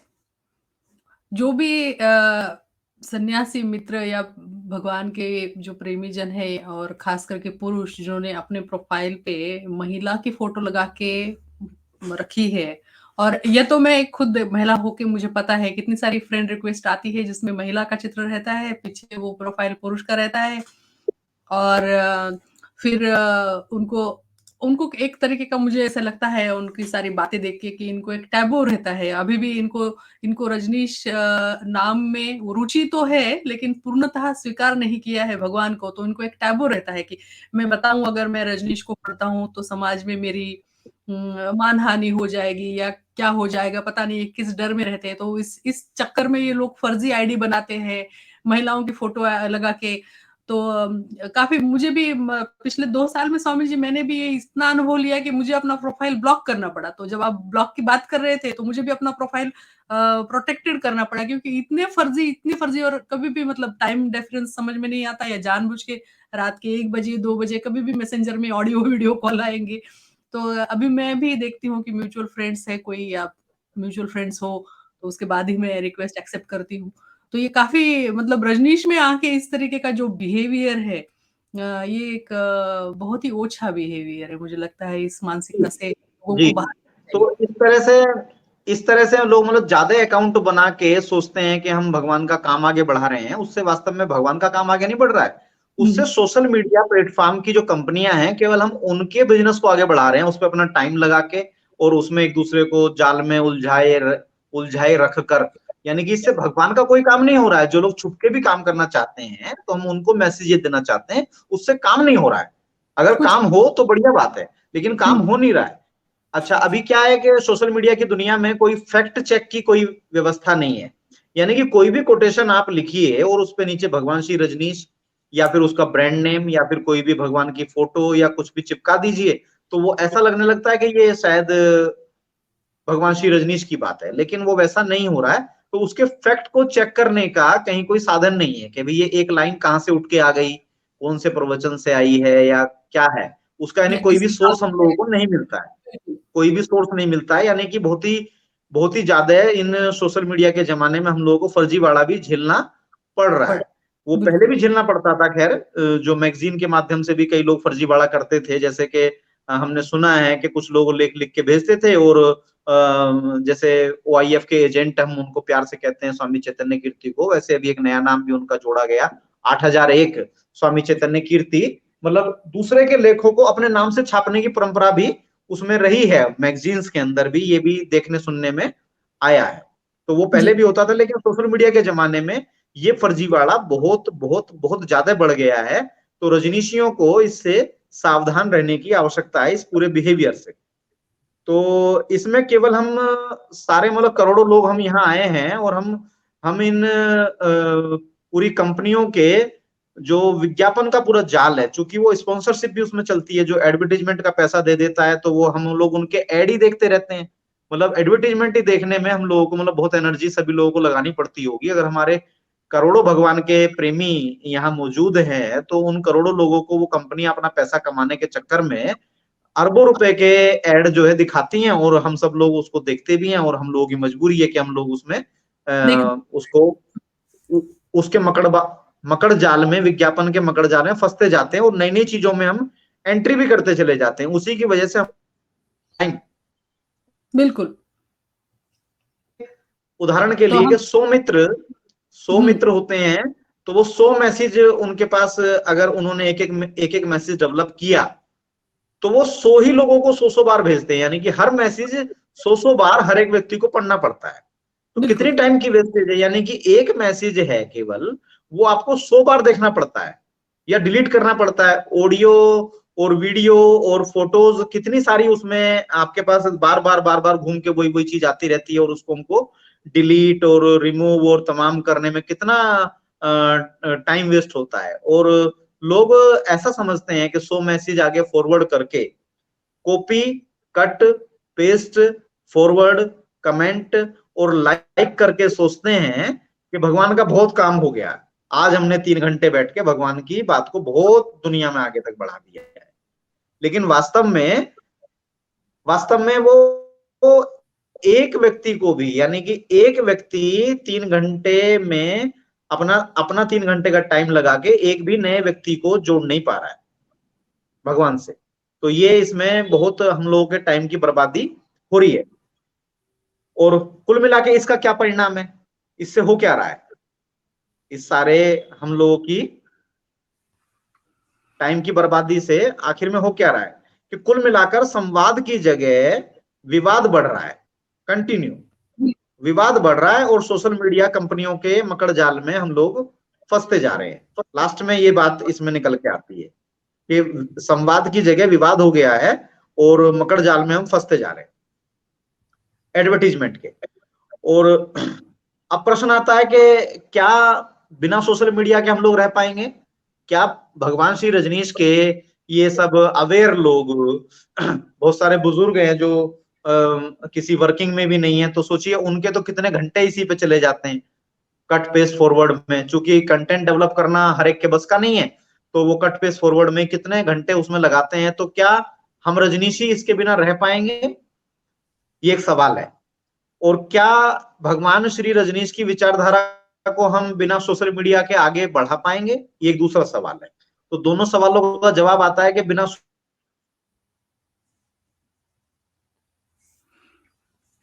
जी, आपका थोड़ा-सा फिर से कनेक्शन फ्रीज़ हो गया है। तो ये इस चर्चा में ये इतना सुंदर प्रश्न बाहर निकल के आया है कि क्या रजनीश भगवान श्री रजनीश की दुनिया में यह सोशल मीडिया हमें अवेयरनेस की तरफ लेके जा रहा है या अनअवेयरनेस के चक्करों में ढकेल रहा है? पहली बात। हमको लगता है कि हम बहुत अवेयरनेस से कमेंट कर रहे हैं, हमें लगता है हम कि हम अपना प्रयत्न यहाँ पे कर रहे हैं कि हम अपनी बात जो है वो अपनी वैचारिक जो बात है वो लोगों तक पहुँचाएँ। इसकी जो हम अवेयरनेस के साथ जो काम करने की बात एक्चुअली हम कर रहे हैं, वो बहुत अनअवेयरनेस के साथ किसी और चीज़ों को सपोर्ट कर रही है। तो ये बहुत जी, सुंदर पॉइंट निकल के आया है। जी। तो सोशल मीडिया के बिना हम रह नहीं पाएँगे और भगवान रजनीश की विचारधारा को बढ़ाने का, चूँकि अभी ये सोशल मीडिया पे पूरी दुनिया आ चुकी है, तो इसके बिना उनकी विचारधारा को आगे बढ़ाने में भी दिक्कत आएगी, इसलिए रहना भी होगा, लेकिन अवेयरनेस के साथ हमको रहना होगा। तो अब बिल्कुल, प्रश्न आता है कि फिर हो क्या? तो इसके लिए बात आती है कि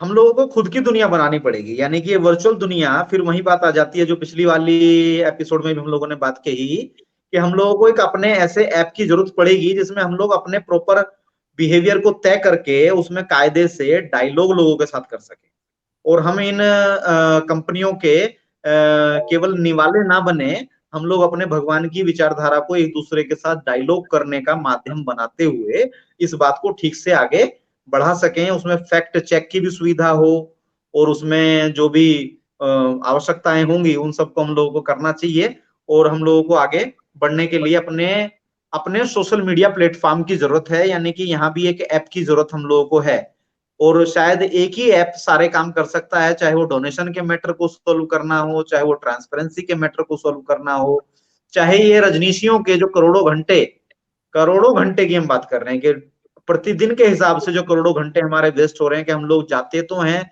देखिए, सभी लोगों को सारी दुनिया की खबरों की जरूरत नहीं है। जो रजनीशी हैं वो मैक्सिमम लोग सोशल मीडिया में केवल इसलिए अकाउंट बनाया उन्होंने कि वो भगवान रजनीश की विचारधारा से जुड़ना और उसको आगे बढ़ाना चाहते हैं। बिल्कुल। तो उन लोगों के तो करोड़ों घंटे बर्बाद ही हो गए ना। हाँ, कुछ लोग जो अन्य खबरों के लिए भी रहना चाहते हैं, वो लोग उसमें रह सकते हैं दूसरी जगह भी। लेकिन इन जो मतलब प्योर लोग हैं, जो पूरी विचारधारा को समझना, जानना और आगे बढ़ाना चाहते हैं, यानी कि उनके पास अपनी भी कोई बात है कहने के लिए, तो उन लोगों के लिए तो अलग से प्लेटफ़ॉर्म होने की ज़रूरत है। उसी से करोड़ों घंटे हम लोगों की बच बच सकते जाए, हैं। बिल्कुल बच यही जाए। यही इसका एक माध्यम है। तो इसमें एक बात और आती है कि स्थापित राजनीति और स्थापित धर्म और साथ में आज हम कहें कि सोशल मीडिया कंपनियां भी, यानी कि कोई भी भगवान श्री रजनीश की विचारधारा को बढ़ने के पक्ष में नहीं है आंतरिक रूप से, मतलब बिल्कुल, बिजनेस के रूप से या फिर सामाजिक व्यवहार के रूप में या फिर मजबूरियों में वो रजनीशियों को एक्सेप्ट करते हैं। यानी कि कोई भी हृदय से रजनीशी विचारधारा आगे बढ़े ना तो राजनेता चाहता है, कहीं का भी राजनेता हो चाहे, या कोई धर्म का ठेकेदार नहीं चाहता, ना या कोई कोई पंडित भी या कोई भी धर्माचार्य हो, वो रजनीश की विचारधारा को पनपने देने में बहुत ज्यादा खुश नहीं है। थोड़ी बहुत खुशी हो सकती है, किसी को कोई मजबूरी में कोई धर्माचार्य बन गया और वो बना ही रहना चाहता है, तो वो समर्थन में प्यार में आ गया, लेकिन वो खुल के नहीं आएगा। तो कोई भी धर्माचार्य, कोई भी राजनीतिक पुरुष या फिर सोशल मीडिया भी रजनीश की विचारधारा को आगे बढ़ाने के लिए प्रतिबद्ध नहीं है। इसलिए रजनीशियों को अपने प्लेटफॉर्म की आवश्यकता है। चूंकि हम लोगों को लत तो लगी गई है कि भी हजारों लोगों के संपर्क में हमको रहना है, भले ही उसमें टाइम पे काम आपके उन हजारों में से दो भी लोग काम ना आए टाइम पे, लेकिन फिर भी एक हैबिट हो गई है, लत हो गई है, तो ठीक है। तो उसके लिए हम लोगों को अलग से अपने प्लेटफॉर्म की बिल्कुल आवश्यकता है, तभी हम लोग भगवान रजनीश की विचारधारा, एक्चुअल विचारधारा यानी कि फैक्ट चेक के साथ में, तब हम उसको आगे बढ़ा सकते हैं। जैसे अब इसमें एक बढ़िया उदाहरण हमको मिला जब हम इसमें बात कहने के लिए तैयारी कर रहे थे अपनी, कि जैसे संन्यास विकी नाम की हमारी वेबसाइट है। दुनिया में करोड़ों वेबसाइट हैं, अगर उन करोड़ों वेबसाइटों को आप क्लिक करेंगे तो उसमें सब वो अपने अपने काम को आगे बढ़ाने में काम करती हैं। तो उसी तरह से वेबसाइट है www.facebook, www.youtube या और सारे के सारे। तो उसी तरह से एक हमारी वेबसाइट है www.sannyaswiki। तो उसका कुल काम भगवान रजनीश की विचारधारा को आगे बढ़ाना है। तो वो लगातार, वो जब से एग्जिस्टेंस में आई है, वो उसी पे केवल काम करती है। तो यानी कि उसका एक अच्छा उदाहरण हम ले सकते हैं कि वो लगातार अपने आप को अपडेट करते हैं, नई इंफॉर्मेशन को उसमें जोड़ते हैं, कंटिन्यू उसके ऊपर काम करते हैं। मतलब वो जी, ऐसा फर्जीवाड़ा नहीं है जैसे कि एक बड़ी महान वेबसाइट का लोग आपस में जिक्र करते रहते, सारे निकम्मे लोग हम कहेंगे उसको, कि osoworld.com, www branding name world.com, तो उसकी बात करते रहते हैं, जबकि उसमें नाम पे संन्यास विकी के मुकाबले पे 10% भी काम नहीं है, मतलब ये कुछ भी, और बस वो पड़ा हुआ है, कुछ भी उसका ना अपडेशन है, ना ही उसका कोई आगे कुछ उसका और कोई सुधार है, मतलब कुछ नहीं है उसमें। तो मतलब उस तरह से ना करके, यानी कि हम लोगों को एक एक्टिव प्लेटफॉर्म की आवश्यकता है, जैसे कि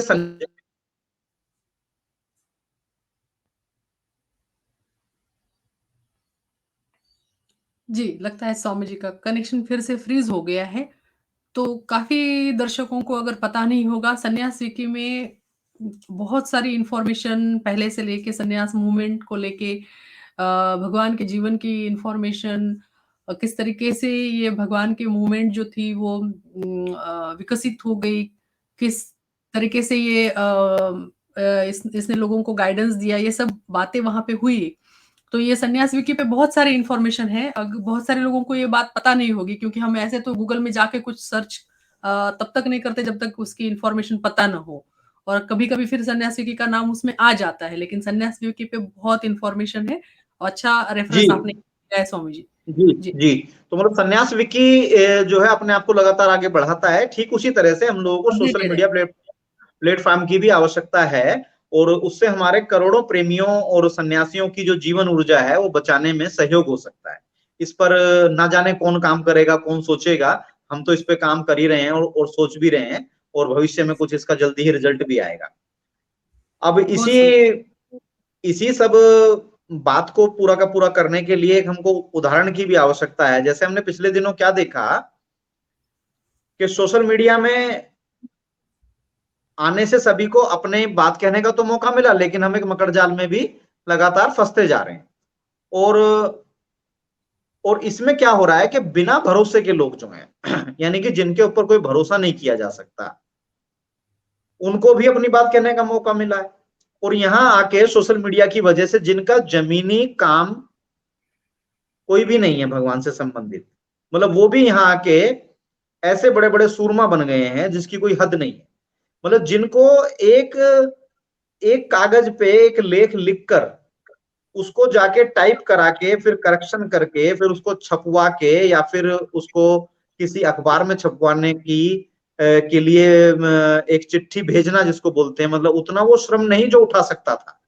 मतलब वैसे लोग भी इसमें आके सब अपनी बात कहने लगे, और उनका बिल्कुल भी रत्ती भरी भरोसा नहीं है। जैसे उदाहरण के लिए वो इतनी पलटियां मारते हैं कि आज नवंबर में वो कुछ कहेंगे, और दिसंबर में जाके आप उनका स्टैंड देखेंगे, दिसंबर में कुछ और कह रहे होंगे, हुँ, और अगर अगले साल के आप जून में जाके देखेंगे तो भाई साहब कुछ और ही बात कर रहे होंगे, और फिर कुछ और बात कर रहे होंगे। यानी कि ऐसे लोग जो है ये भगवान रजनीश की विचारधारा को कैसे आगे बढ़ा सकते हैं, ये क्वेश्चन है। अब चूंकि सोशल मीडिया है और कंपनियों को अपना कारोबार करना है, तो फिर उनको तो इसी तरह के लोग चाहिए जो कुछ ना कुछ नया स्टंट करते रहें, और जो ना उनके यहाँ लोगों को वो एंगेज करते रहें, चाहे उनकी खबर की कोई अप्रामाणिकता हो या ना हो, या उनकी खबर में कोई सच्चाई हो या ना हो। लेकिन वो तो सोशल मीडिया तो चाहता ही है कि भाई आप अधिक से अधिक टाइम उसके यहाँ व्यतीत कीजिए, और उसके विज्ञापन को देखिए, और बाकी चीज से उसको मतलब नहीं है कि आपकी सच्चाई झूठ से उसको लेना देना कुछ नहीं है। तो ऐसे में जो मतलब बिना पैंदी के लोटे हैं, मतलब वो सब भी इसमें एक्टिव हो गए हैं सोशल मीडिया में, और उससे बहुत बड़ा भारी कंफ्यूजन का एक पूरा का पूरा माहौल खड़ा हो गया है। तो इसमें अगर हम एग्जाम्पल की मतलब बात करें, तो इसको अन्यथा ना लिया जाए। हम खासतौर पे जिनका एग्जाम्पल ले रहे हैं उनसे भी ये निवेदन करेंगे, और बाकी लोगों से भी निवेदन करेंगे कि इस बात को केवल उदाहरण के रूप में देखा जाए, कि जैसे स्वामी प्रेम पूर्णा है एक, वो थाईलैंड में रहते हैं, और पिछले 2-1 सालों से हम उनके संपर्क में आए, तो उनको अध्ययन कर ही रहे हैं लगातार। जब कोई व्यक्ति सामने होता है, चूंकि हमारा स्वभाव है भगवान श्री रजनीश कम्यून अनुसंधान गुरुकुल की वजह से हमारा एक स्वभाव है कि हम अध्ययन करते रहते हैं हर एक विषय का। तो उसमें हमने देखा कि उन्होंने पिछले 2 साल में अपने करीब करीब, अगर हम कहें लोगों ने अपने स्टैंड बदले, तो लोगों ने अपने कितने स्टैंड बदले कि उनका एक स्टैंड था, फिर वो दूसरे पे गए, फिर वो तीसरे पे गए, फिर वो चौथे पे चले गए, मैक्सिमम इतना है। लेकिन स्वामी प्रेम पूर्णा ने पिछले 2 सालों में तकरीबन 10 स्टैंड चेंज कर दिए अपने। मतलब इतना बहादुरी का जो इनाम जाएगा, अगर सोशल मीडिया का हम बहादुरी का अगर अपनी तरफ से कोई अवार्ड घोषित करें कि भाई सबसे ज्यादा पलटी किसने मारी, तो स्वामी प्रेम पूर्णा को निर्बाध रूप से चला जाएगा, क्योंकि उनके सामने कोई कंपटीशन में दिख ही नहीं रहा है दूर दूर तक। मतलब इतने उन्होंने अपने स्टैंड बदल दिए हैं। तो इस सोशल मीडिया का इतना खतरा भी है कि हम लोगों को, यानी कि जो भगवान रजनीश अपनी बात को होश पूर्वक सोच समझ के बोलते थे और बोलने के बाद उस स्टैंड पे कायम रहते थे, और फिर बिल्कुल। बाद में उन्होंने कहा कि मेरी बातों से, यानी कि मेरी ऑडियो टेप से या फिर मेरी किताबों से कोई भी चीज एडिट ना की जावे, साथ में ये भी वो बार बार बोल के गए। तो जो वो इतनी मतलब होशपूर्वक होकर बात कहते थे, तो कहाँ हम बात बोलते हैं फिर उसका स्टैंड बदलते हैं, फिर उसका स्टैंड बदलते हैं। तो इससे हम जो बाकी लोग हैं जो अभी सीख नहीं पा रहे हैं, जो चीजों को समझते नहीं है, तो उनको तो हम टोटल कंफ्यूजन में डाल रहे हैं ना। मतलब हम काम बिल्कुल। करने की बजाय काम को बिगाड़ने में सहयोगी हो रहे हैं, अनजाने में। और ये अनजान। ये क्यों हो रहा है? ये केवल इसलिए हो रहा है कि सोशल मीडिया की सुविधा है। अगर सोशल बिल्कुल। मीडिया नहीं होता तो फिर ये सुविधा नहीं मिल पाती, फिर आपको स्टैंड बदलने में, अपने एक स्टैंड को बदलने में 10 बार सोचना पड़ता, और बदलने बिल्कुल। के लिए तो वास्तव में 100 बार सोच के बदलते आप। तो अभी इस सोशल मीडिया की वजह से ये ऐसा हो रहा है। तो ये एक इसका क्या बोलते हैं, खराबी निकल के आ रही है, खासतौर पे रजनीशी विचारधारा के लिए, मतलब घातक इसके परिणाम हैं। और लोग इसको पता नहीं कितना समझते हैं, कितना जानते हैं। तो अब जैसे व्यवहार की अगर हम बात करें कि पोस्ट लिखेंगे, खुद की पोस्ट लिखेंगे और फिर उसको हटा देंगे, तो कितना मतलब ये गड़बड़ सीन है, कितना बेभरोसे की बात है।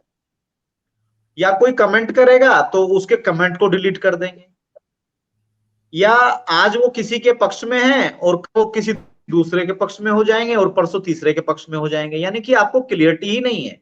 अगर क्लियरिटी नहीं है और उसके बावजूद भी आप नेता बनने के लिए निकले हुए हैं, तो उसका परिणाम क्या आएगा? परिणाम तो वही आएगा ना कि बिना क्लियरिटी के आप चले तो भैया वैसी जगह पहुंचाओगे पूरे मूवमेंट को कि भी कोई भी उसका परिणाम आने वाला नहीं है। और इसमें एक और छोटी सी बात, ये भी प्रेम पूर्णा से स्वामी जी से संबंधित ही बात आ गई है, कि कोई अगर 500 रुपए का नोटिस आपको भेज दे, यानी कि भगवान श्री रजनीश तो शंकराचार्य के बारे में, पोप के बारे में, प्रधानमंत्री के बारे में या राष्ट्रपति के बारे में कुछ जी। कहते थे, तो उसके बारे में भी स्टैंड वापस लेने के लिए तैयार नहीं थे, क्योंकि वो होशपूर्वक होकर बोलते थे। और अगर बिल्कुल। कोई नोटिस आ जाए तो उसका जवाब देने के लिए भगवान श्री रजनीश, जैसे पिछले दिनों बीएसआर मीडिया पर आकर बताया स्वामी कृष्ण कबीर ने, कि एक बार भगवान अहमदाबाद की अदालत में खुद गए, खुद हाजिर हुए, जब उनके ऊपर एक केस किया गया मानहानि का। हम्म। और उसके बाद कहीं कोई उदाहरण ऐसा नहीं मिलता कि मानहानि का उनके ऊपर कोई केस करने की किसी ने जहमत या हिमाकत की हो। कारण कि सबको पता था कि भाई ये वापस तो लेगा नहीं अपना स्टैंड, ये जवाब देने और आ जाएगा, उससे उल्टा तुम्हारा फजीयत होने वाली है। तो अगर आपने किसी के बारे में कोई कुछ बात सोच समझ के कही है, तो उसके लिए फिर किसी भी हद तक जाना पड़े, चाहे वो सूली पे क्यों ना चढ़ना पड़े। अगर आप सत्य के मार्ग पे आए हैं। बिल्कुल। वही तो परीक्षा है कि अगर आपने सत्य कहा है और आप अगर ध्यान के साथ जुड़े हुए हैं, अगर आपने अवेयरनेस के साथ अगर वो बात कही है, तो आपको वो बात ना वापस लेने की ज़रूरत है, ना उस बात के लिए माफ़ी माँगने की ज़रूरत है। लेकिन उसके लिए क्या, तो फिर वही बात आ जाती है जो हमने पिछले भाग के हमने हमारी जो शुरुआत थी, जो ओपनिंग थी कि क्या आपका मन और आपकी वाणी, ये दोनों में क्या है, ये आ रहा है क्या, सिंक में है क्या वो? जो निर्वाण उपनिषद की जो बात थी, जी। जो तो भगवान ने जो कही थी मन और वाणी की, तो क्या आपका मन और वाणी इतने सिंक में है कि आप क्या वो ध्यान में आपने बात कही है कि आपको ना उसके लिए माफ़ी माँगनी पड़े, ना उसको डिलीट करना पड़े, ना उस वहाँ से भागना पड़े या कोई स्टंट करना पड़े, है ना? तो इतना जी ध्यानपूर्वक हो तो ही आप भगवान के शिष्य हैं, यह प्रमाणित होगा, है ना? तो अन्यथा उस तरह ये गड़बड़ में ही ना पड़े, ज्यादा जी। उचित वो तो तो भगवान ने जो बात कही वो सत्य के लिए बात कही, और सत्य अगर आपने कहा है, होश बिल्कुल पूर्वक आपने कहा है, तो उस सत्य के लिए आपको सूली पे क्यों ना चढ़ जाना पड़े, तो उस तक खट आपके लिए तैयार रहना चाहिए, उतनी बिल्कुल तैयारी आपकी होनी चाहिए। खैर, दूसरी बात हम साथ साथ ये भी कहना चाहेंगे कि जो लोग 500 रुपए का नोटिस भेज रहे हैं, और खासतौर पे अगर वो रजनीशी हैं, तो उनके रजनीशी होने पे शक होता है कि भगवान श्री रजनीश के बारे में, भगवान श्री रजनीश के बारे में सन 57 में जब वो आचार्य बने, एक प्रोफेसर बने, और तब से ही उन्होंने जो बातें कहनी शुरू की, और उनके बारे में जो लोगों ने कहना शुरू किया, और जो लोगों ने अखबार में लिखना शुरू किया भगवान के संबंध में, और आज तक भी लोग लिखते रहते हैं, बिल्कुल तो भगवान श्री रजनीश की तरफ से एक भी किसी भी व्यक्ति को कोई भी नोटिस नहीं भेजा गया। बिल्कुल नहीं। तो इससे क्या समझ में आता है? इससे ये समझ में आता है कि अगर आप रजनीशी हैं, तो आप अपनी आलोचना, अपनी निंदा, अपने बारे में जो भी सत्य या झूठ है, उसके लिए खुले रहिए। भाई, कहे दूसरा आदमी जो कुछ कहता है। तो अगर आप किसी को नोटिस भेजते हैं, तो ये नोटिस भेजने वाले खास तौर पे ध्यान रखें कि वो बिल्कुल रजनीश का काम नहीं कर रहे। चाहे वो किसी भी पद पे हो, चाहे वो किसी भी ऊंचे सिस्टम से आते हो, पैसे वाले हो, हम उन सबके लिए संदेश देना चाहते हैं बिल्कुल अपने विद्रोही स्वभाव में, युवक क्रांति दल की ओर से, कि वो बिल्कुल रजनीश के काम नहीं आएंगे कभी भी, क्योंकि वो रजनीश की विचारधारा को नष्ट करने का रास्ता खोल रहे हैं। और निश्चित रूप बिल्कुल से ये लोग गैर रजनीशी हैं, इन्होंने रजनीश का अध्ययन नहीं किया है। इन्होंने अपने जिनका मान सम्मान खो जाता है किसी एक शब्द से, तो वो कैसे रजनीशी? जैसे भगवान रजनीश जब इंग्लैंड के हवाई अड्डे पे उतरे, और वहां बात आई कि यह व्यक्ति हमारे सभ्यता को नष्ट कर सकता है, तो भगवान कहते हैं तुम्हारी 2000 साल की सभ्यता अगर मेरे एक बार बोलने से नष्ट हो जाती है, तो ये नष्ट हो जाने लायक होनी ही है। तो अगर किसी का मान सम्मान इतना झूठा है, इतना झूठा मान सम्मान है किसी का, कि किसी के सोशल मीडिया पे टीका टिप्पणी करने से, जिसको उस टीका टिप्पणी को 10 लोग या 20 लोग ही पढ़ते हैं कुल, और उन बेचारे झूठे मान सम्मान वालों का मान सम्मान खो जाता है, तो भाई थोड़ा ध्यान दीजिए कि भाई आप जो रजनीश में हो या कहां हो। तो निश्चित रूप से ऐसे नोटिस देने वाले रजनीशी नहीं है, लेकिन जो लोग उस नोटिस से डर जाते हैं, वो लोग भी रजनीशी नहीं है, हमको ये भी कहना पड़ेगा। नए लोगों को माफ किया जा सकता है, जैसे स्वामी राघव सत्यार्थी हैं, तो अभी पिछले दिनों में जानकारी आई कि उनको भी एक चिट्ठी आ गई 500 रुपए की। कुल 500 रुपए लगते हैं उसमें। हमारे पास वकील हैं, आप कहो तो हम तो 100 रुपए में भी उसको बनवा के भेज दें। वो कॉपी पेस्ट होता है, उसमें एडिटिंग होती है, बस वो नाम चेंज करके, बस चिट्ठी का 25 रुपए का वो स्पीड पोस्ट में खर्चा लगता है भारत में, और बाकी कॉपी पेस्ट का खेल है। 100 रुपए में भेज देगा हमारा वकील, तो बोले मेरी मोहर मारते रहो स्वामी जी, मोहर भी दे देगा वो। ले स्वामी जी, जिसको भेजना भेजते रहो बैठ के। ऐसी स्थितियां हैं। मतलब इतने छोटे से काम के लिए लोग इतने भयभीत हो जाते हैं कि वो अपनी रिकॉर्डिंग की हुई वीडियो तक डिलीट कर देते हैं। तो राघव की गलती को माफ किया जा सकता है, क्योंकि वो नया आदमी है। लेकिन स्वामी प्रेम पूर्णा का सुर, जो अपने आप को परम विद्रोही और सत्य का पक्षधर और ना जाने क्या क्या 8-10 स्टैंड भी इस चक्कर में बदल चुके, कि उनको लगता है अब सच ये है, अब सच ये है, अब सच ये है। सुबह कुछ लगता है, अगले हफ्ते कुछ लगता है, अगले महीने कुछ और लगने लगता है।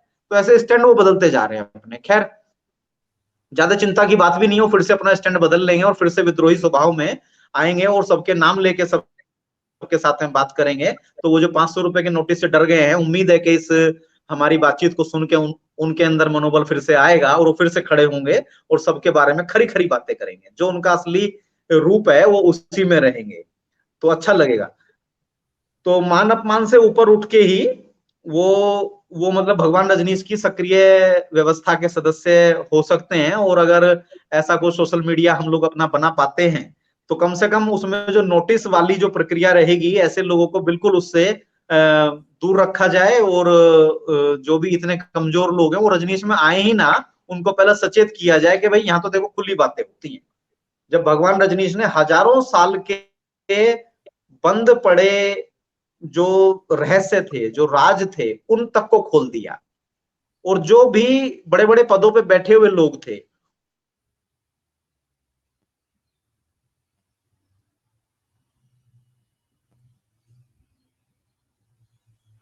जी, स्वामी जी का कनेक्शन शायद फ्रीज़ हो गया है। यहाँ पे मतलब इतनी सुंदर बात निकल के आई है कि भगवान के जगत में जहाँ ट्रांसपेरेंसी, ओपननेस और अपने विचार व्यक्त करने की जो प्रगल्भता थी या है आज भी, उसके ऊपर अंकुश लगाया जाने की जो कोशिश चल रही है कि लॉयर के माध्यम से नोटिस भेजो, मानहानि का दावा दाखिल करो एक-दूसरे के ऊपर।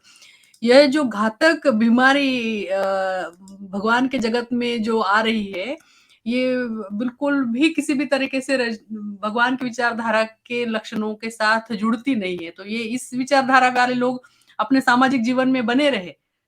उन्हें आपको आपका जी सामाजिक जीवन मुबारक हो, है ना? बिल्कुल यहाँ बिल्कुल। आना है तो तो अब मतलब आपको सारी अपने पर्दे निकाल के डालने पड़ेंगे तभी आप यहाँ पे आ सकते हो क्योंकि आप तो अंतिम सत्य के लिए भगवान के साथ जुड़ रहे हो। जी, और खास तौर पे अगर हम थोड़ा-सा और मतलब बारीक को बात को मतलब स्पष्ट करें, तो जो लोग ये जो मतलब नोटिस भेजा है, ये एक मुंबई में रहने वाली हैं माँ प्रेम स्मिता उनका नाम है सन्यास का। तो जी। उन्होंने चिट्ठियाँ भेजी हैं ये मतलब उसकी नोटिस की।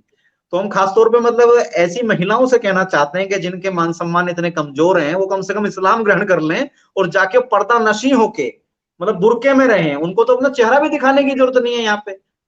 मतलब अगर आप इतने मतलब भयभीत हैं, रजनीश में तो वही आ सकता है जिसका खुला मन होगा, खुला वो दिमाग होगा, जेंडर खुला बायस से उसकी भी आगे चेतना। जाना अच्छा है। बिल्कुल, जी, बिल्कुल, बिल्कुल सही जिसकी बात मतलब कही। चेतना खुली हुई हो, जिसकी चेतना खुली हुई हो, जो मतलब अपना विकास करने को तैयार हो। आप लोग बंद करना चाहते हैं, रजनीश की विचारधारा में बंदिशें लगाना चाहते हैं, मतलब लोग यहाँ कुछ कह ना पाएँ इसके लिए मतलब इंतज़ाम करना चाहते हैं। हम माँ प्रेम स्मिता का नाम ले रहे हैं कि ये गंदगी उनकी तरफ से की गई है। हमारा उनसे आज तक एक भी शब्द का डायलॉग नहीं है, लेकिन इस विषय को जब हमने जानकारी में आया, तो हम उनका नाम अपने चैनल के माध्यम से स्पष्टता के साथ लेना चाहते हैं और हम उस नोटिस को स्वीकार भी करेंगे और हम अदालत तक जाएँगे, उसको फेस करने के लिए। ये भी हम बता दें साथ में। तो किसी को बिल्कुल। तो आना पड़ेगा ना भगवान की बात को जिंदा करने के लिए, नहीं तो ये तो लोग मुर्दे मुर्दे लोग आके यहाँ मुर्दापन फैला देंगे सारे में। तो भगवान रजनीश की विचारधारा अभी जिंदी है और कुछ लोग यहाँ जिंदा हैं माँ प्रेम स्मिता जी। तो आपसे हमारा कोई व्यक्तिगत वैर भाव या डायलॉग नहीं है, लेकिन इस विषय से संबंधित हम बात आपको चेतावनी नहीं है, ये केवल सुझाव है कि ऐसी नादानियों को घर रख के आइए। अगर भगवान रजनीश की माला को पहनिए या भगवान रजनीश के लोगों से मिलिए, तो ऐसी नादानियों को छोड़ के, बचकानियों को छोड़ के तब उनके ग्रुप में आके शामिल होइए। और बिल्कुल, हम बिल्कुल। लोगों को अपनी दुनिया बनाने दीजिए। हम लोगों को अपनी जी, दुनिया बनाने दीजिए। हमारी दुनिया ईसाइयों ने और सीआईए ने मिलके उजाड़ दी है। हम लोग उसको फिर से बसाने का प्रयास कर रहे हैं। हमारे यहाँ बीच में एजेंट भी हैं और घुसपैठिए भी हैं। उन सब का भी हम लोग लगातार मुकाबला कर रहे हैं। अगर आपके मान-सम्मान को इतनी ठेस पहुँचती है, तो अपने घर रहिए। और ये भी अन्यथा बात जो स्वामी निकल प्रेम के आई है ये भी अन्यथा बात जो निकल के आई है, प्रेम में ही निकल के आई है। प्रेम से ही ये बात हो भी रही है। ये जी भी हाँ, बहुत प्रेम प्रेम और से ही बात हो करुणा रही है। से निकली हुई बात है, ये भी बात समझने लायक है क्योंकि हमें वो प्रेम और करुणा है, तभी हम ये जी। उदाहरण के साथ ये बात बता रहे हैं। तो ये भी प्रेम से ही है, आपको इसको अन्यथा लेने के भी कोई कारण नहीं है। जी, जी, वही ज़रूर। हमने पहले कहा कि भई कि भई जो इसमें उदाहरण आएँगे वो लोग अन्यथा ना लें, विषय को समझें, बात जी, को समझें। हमारा व्यक्तिगत किसी से ना कुछ लेना-देना है, ना तो किसी से हमको लाभ है व्यक्तिगत, ना ही किसी से हमको हानि है। लेकिन विचारधारा का जहाँ तक प्रश्न आएगा, तो हम तो कम से कम उसके लिए मरने के लिए आए हैं। ये हमारा वायदा खुद से है और जी, ये हम सबको बताते भी रहते हैं। इसीलिए लोग हमारे बारे में आगे-पीछे मतलब बात मतलब करते भी रहते हैं, इसलिए सामने आके बात नहीं कर पाते हैं ज़्यादा। तो हम ठीक-ठीक बात ऑन रिकॉर्ड हमने कह दी है और इस मसले को हमने लाइट में लाने का प्रयास किया। जो पीछे गुटरगू चल रही है, जो अंदर-अंदर गंदगी पनप रही है, इस बीमारी का ये इलाज करने का हमने प्रयास किया है और हम इसके लिए फेस करने को तैयार हैं। और स्वामी प्रेम पूर्णा जी से आग्रह रहेगा कि वे पूरी अपनी खुल के मतलब बातचीत करें और स्वामी राघव सत्यार्थी जी से भी आग्रह ये रहेगा हम लोगों का कि वो भी वीडियो को, अगर उनके पास वो वीडियो है, तो पूरी कंप्लीट वीडियो को रखें और कोई भी खतरे से ना डरे। इन खतरों को हम लोगों को लड़के भगाना है। भगवान श्री रजनीश पूरी दुनिया के सामने अकेले खड़े हो गए थे। कैसे खड़े हो गए थे? हम लोगों के बल पे खड़े हो गए थे। रजनीशियों के बल पे खड़े हुए थे। जिन लोगों ने माला पहनी थी, उन करोड़ों लोगों के दम पे भगवान खड़े होके बात करते थे।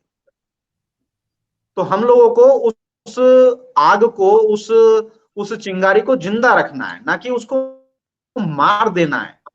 तो ये आप मतलब दोनों तीनों लोगों से ये आग्रह है कि भाई जिनकी गलतियां हैं वो उसको छोड़ दें, और जो मतलब गड़बड़ियां हैं वो ठीक कर लें अपनी अपनी, तो अच्छा रहेगा। तो आगे हम थोड़ा बात को आगे बढ़ाएं, ये मान अपमान की बात हुई। भगवान भगवान यानी साहस। सुनने वाले सभी जी दर्शकों से ये निवेदन है कि भगवान के साथ जुड़ना यानी साहस का काम है। जब भगवान शरीर में थे तब भी, और जब आज भगवान शरीर में नहीं है तब भी। यह बिल्कुल बिल्कुल। और जो जो है मुहिम है, इसी में सत्य की जो ये मुहिम सब, है, वो सिर्फ साहसी लोगों का काम है। जी जी, तो ये सब जो सुझाव हैं ये खासतौर पे जो नेतृत्वकारी शक्तियां हैं, ये मतलब उनके लिए सुझाव और निवेदन और आग्रह सब उन्हीं के लिए चल रहा है। बाकी जो जो नए नए बच्चे आए हैं वो तो अपना खेले खाएं, अपना धीरे धीरे बड़े हों, तो ऐसी बात है। अब प्रश्न ये आता है कि यहाँ पर इतने मतलब गैर जिम्मेदार लोग हैं कि वो खुद को समझते हैं कि सुभाष चंद्र बोस बन गए हैं वो। तो सुभाष चंद्र बोस तो कम से कम गैर जिम्मेदार नहीं थे। वो जो है जो भी बात कहते थे उसकी मतलब जिम्मेदारी उठाते थे, और उसके लिए लड़ने के लिए उन्होंने हिंद फौज बनाई, आजाद हिंद फौज बनाई। तो तब जाके आप क्रांतिकारी कहलाएंगे ना। अगर आप सुभाष चंद्र बोस बनने का दावा करते हैं, ठीक है, तो फिर कम से कम उतना भी साहस रखिए कि आपको फौज बना के लड़ना भी पड़ सकता है गड़बड़ी वाली शक्तियों से। ना कि आप बने तो सुभाष चंद्र बोस, और जब मौका आए तो भाई साहब अपना वीडियो डिलीट कर देंगे, आप अपने बयान चेंज कर देंगे, आप अपनी लिखावट चेंज कर देंगे, बिना नाम के लेख लिखेंगे, तो उसकी क्या ताकत है? वो क्या रजनीश स्टाइल है? भगवान श्री रजनीश तो सबके नाम लेके बात करते थे, और जो उनसे पहले हजारों साल पहले दबे हुए राज थे उनको उन्होंने प्रकट किया, और साथ में जो उस समय के पदासीन लोग थे उनकी भी जो गड़बड़ियां और कमियां थी उनके भी नाम सहित उन्होंने बात की। चाहे वो मदर टेरेसा की बात हम करें, बहुत बड़ी संत थी वो, चाहे वो पोप की बात करें, चाहे वो शंकराचार्य की हम बात करें, चाहे रोनाल्ड रेगन की हम बात करें, चाहे मुरारजी देसाई की हम बात करें, चाहे राजीव गांधी जी की बात करें, चाहे इंदिरा गांधी जी की बात करें जो प्रधानमंत्री थे उनके समय में, तो उनसे कुछ तो सीखिए। अगर आप लोग बाहर के लोगों की बात नहीं कर रहे हैं, आप लोग अगर अपने लोगों की भी उस तरह से बात नहीं कर पाएंगे, समालोचना आपस में एक दूसरे का डिस्कशन या जो भी कुछ नहीं कर पाएंगे, अगर आपस के लोग नहीं कर पाएंगे, तो फिर तो रजनीशी मूवमेंट आप खत्म मानिए, और मत सोचिए किसी आंदोलन और क्रांति के बारे में। आप खत्म कर चुके हैं उसको। आप लोगों के माध्यम से वो नहीं जिंदा होगा। जिस ड्रामे में आप लोग लगे हुए हैं, जी, ये संघ का जो भाव है, संघम शरणम गच्छामि का जो भाव है, इसको छेद देने वाली यह मानसिकता है कि आप सिर्फ बात करेंगे, दूसरे की बात सुनेंगे नहीं। आप आएंगे और सिर्फ लिखेंगे, दूसरे के कमेंट आप पढ़ेंगे नहीं, या थोड़ा भी उसमें आपको वैचारिक मतभेद दिखता है तो आप उस कमेंट को डिलीट कर देंगे, या फिर आप उसको कोर्ट के माध्यम से कोई नोटिस भेज देंगे। यह सिर्फ एक जो बोलते हैं कि ये संघ की जो मानसिकता है उसे छेद देने वाली यह मानसिकता है। ये कोई संघ का लक्षण नहीं है, ये जिस तरीके की मानसिकता चल रही है। जी स्वामी जी। तो कमजोर, जो मतलब कमजोर लोग, यानी कि जो भेड़ें इकट्ठी होके सोचती हैं कि भाई हम एक बड़ा भगवान का काम कर देंगे जाके पूना में, तो कम से कम वो लोग समझ लें कि जो लोग आपस में खुल के बात नहीं कर सकते नाम लेके, और नाम सहित जो लोग बात नहीं कर सकते, अपनी भावनाओं को स्पष्ट प्रकट नहीं कर सकते, तो वो लोग कम से कम क्रांतिकारी होने का ढोंग करना छोड़ दें। ढूंढना, बिल्कुल। असली हैं, स्पष्ट हैं, वो लोग अपने आप आएंगे और बाद में काम भगवान का होता रहेगा। ये तो सदियों चलने वाला काम है, भेड़ों से काम होने वाला नहीं है। इन लोगों का मान सम्मान इतना कमजोर है कि किसी के वीडियो में नाम लेने से उनका मान सम्मान खत्म हो कम जाता हो है। जाता है। तो वो लोग इसके लायक नहीं है, और जो लोग डर के मारे नाम लेना छोड़ देते हैं वो लोग भी इसके लायक नहीं है। तो ये चूंकि अभी एक ही एपिसोड ऐसा घटा है, तो इसलिए हम समय रहते इस बात के बारे में, सोशल मीडिया का विषय आया तो हमने कहा इसी में इसको समाहित कर लें हम बात को, इसलिए हमने इसको इसमें जोड़ने का प्रयास किया। तो सुभाष चंद्र बोस वही बने जो जो जो क्रांति को आगे तक लेके जाने में शक्ति रखता हो अपने अंदर से। और ये तो हम खैर कह ही चुके कि भाई इसमें सब वही लोग हैं जो पैम्फलेट नहीं बांट सकते और सोशल मीडिया पे आके बहुत बड़े नेताजी बनने में लगे हुए हैं। इसमें एक उदाहरण हम अगर लें तो स्वामी प्रेमवर्तन का भी है। स्वामी जी। प्रेमवर्तन भी बड़े धुरंधर खिलाड़ी हैं सोशल मीडिया के, और बेचारे ना किसी का नाम ले पा रहे हैं, ना किसी को कोई ठीक बात कह पा रहे हैं, क्योंकि वो बेचारे एक ऐसे मतलब भेड़ों के झुंड में जाके फंस गए हैं कि वो जो उनका घोड़ापन था, हमने उनका प्यार से नाम रखा था घोड़ा। तो घोड़ा जो दौड़ता था वो भेड़ों की तरह धीरे धीरे धीरे धीरे ऐसे ऐसे चलता है। जो पहले घोड़े की चाल थी वो खत्म हो गई है। सोचिए, मतलब एक व्यक्ति के अंदर एक क्षमता थी, वो भी खत्म हो गई है। तो मतलब यानी कि जो पैम्फलेट नहीं बांट सकते थे, वो स्वामी प्रेमवर्तन की हम बात कर रहे हैं। स्वामी प्रेमवर्तन जो पैम्फलेट एक लिख के नहीं बांट सकते, वो इसमें आके क्रांतिकारी बन गए सोशल मीडिया के जमाने में। और सोशल मीडिया ने उनको ऐसा जाल में फंसाया कि वो घोड़े से हो गए भेड़। अब वो भेड़ चाल में चलते हैं, जिधर भेड़े जाती हैं बेचारे उधर ही अपनी नाक लेके चले जाते हैं। तो ये सोशल मीडिया हमारा नुकसान कर रहा है। तो जो एक चमक थी, जो एक उत्साह था, जो एक जोश था, एक रजनीश की बात को पढ़ के, सुन के, ध्यान करके जो एक शक्ति पैदा होती है साहस की, जो युक्रांत के सारे गुण हैं कि अकेले होना है, साहसी होना है, सीखने के लिए तैयार होना है, विवेकवान होना है, आपको बुद्धिमत्ता पूर्ण होना है, और दुनिया में शांति पूर्वक आपको क्रांति करनी है। व्यक्ति के लिए शांति यानी खुद शांत होना है, और दुनिया में आपको एक क्रांति पैदा करनी है, यानी कि वो सब खत्म हो रहा है इस सोशल मीडिया का। ये हम तरह तरह के कैरेक्टर्स को सामने लाके इसलिए ये बात जो बताना चाह रहे हैं कि वो आग को खत्म किया जा रहा है। लग रहा है लोगों को हम कर रहे हैं, कुछ हो रहा है, लेकिन वास्तविकता जमीन पे कहीं और दिखती है कि बात सारी खत्म हो रही है सोशल मीडिया के चक्कर में, तू मैं के चक्कर में।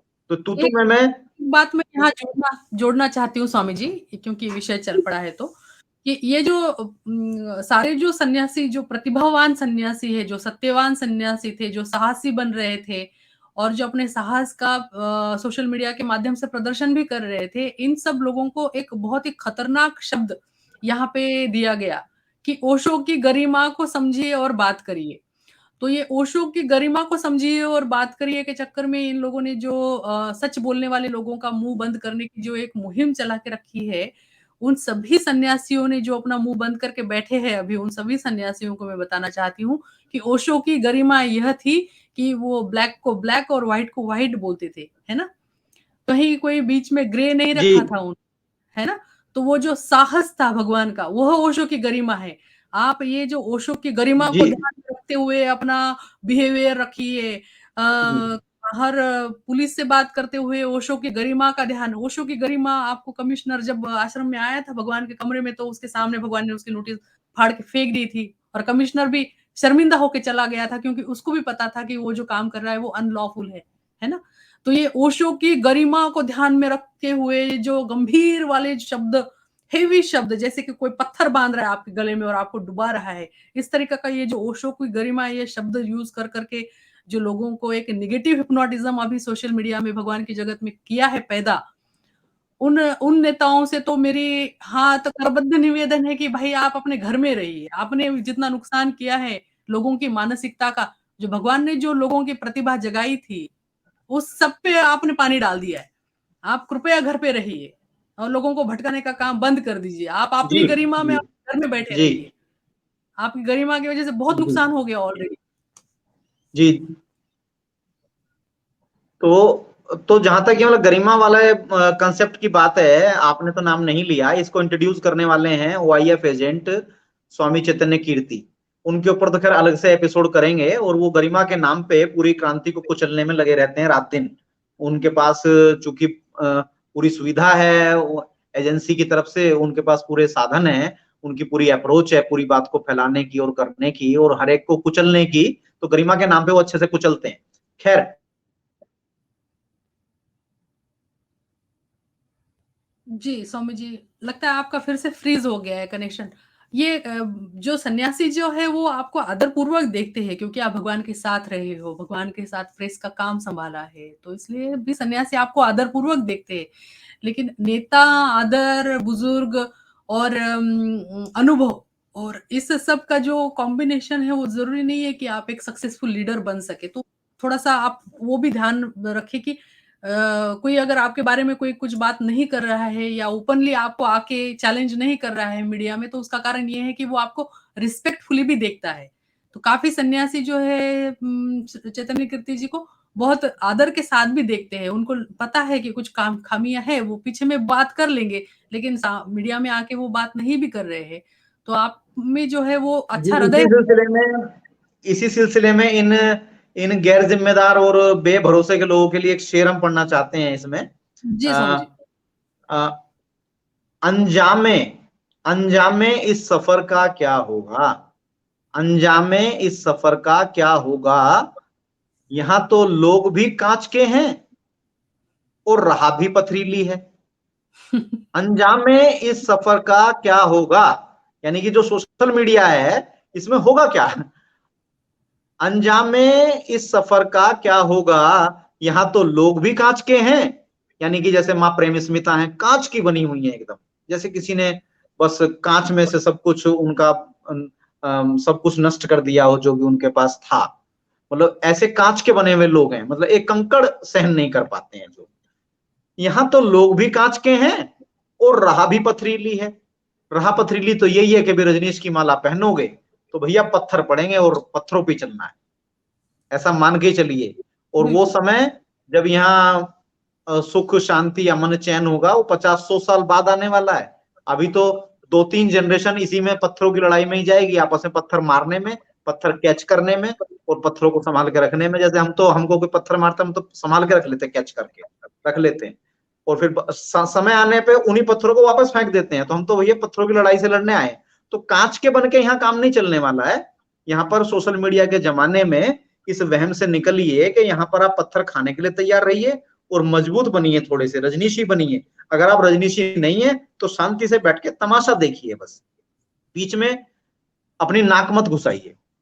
जी, इसी सिलसिले में आगे हम ये कहना चाहते हैं इसमें जी कि जो लोग जिम्मेदार नहीं हैं और जो लोग ट्रांसपेरेंट भी नहीं है और जो लोग जवाबदेह नहीं है, तो उनको सोशल मीडिया से दूर रहना चाहिए, खासतौर पर नेता बनने से।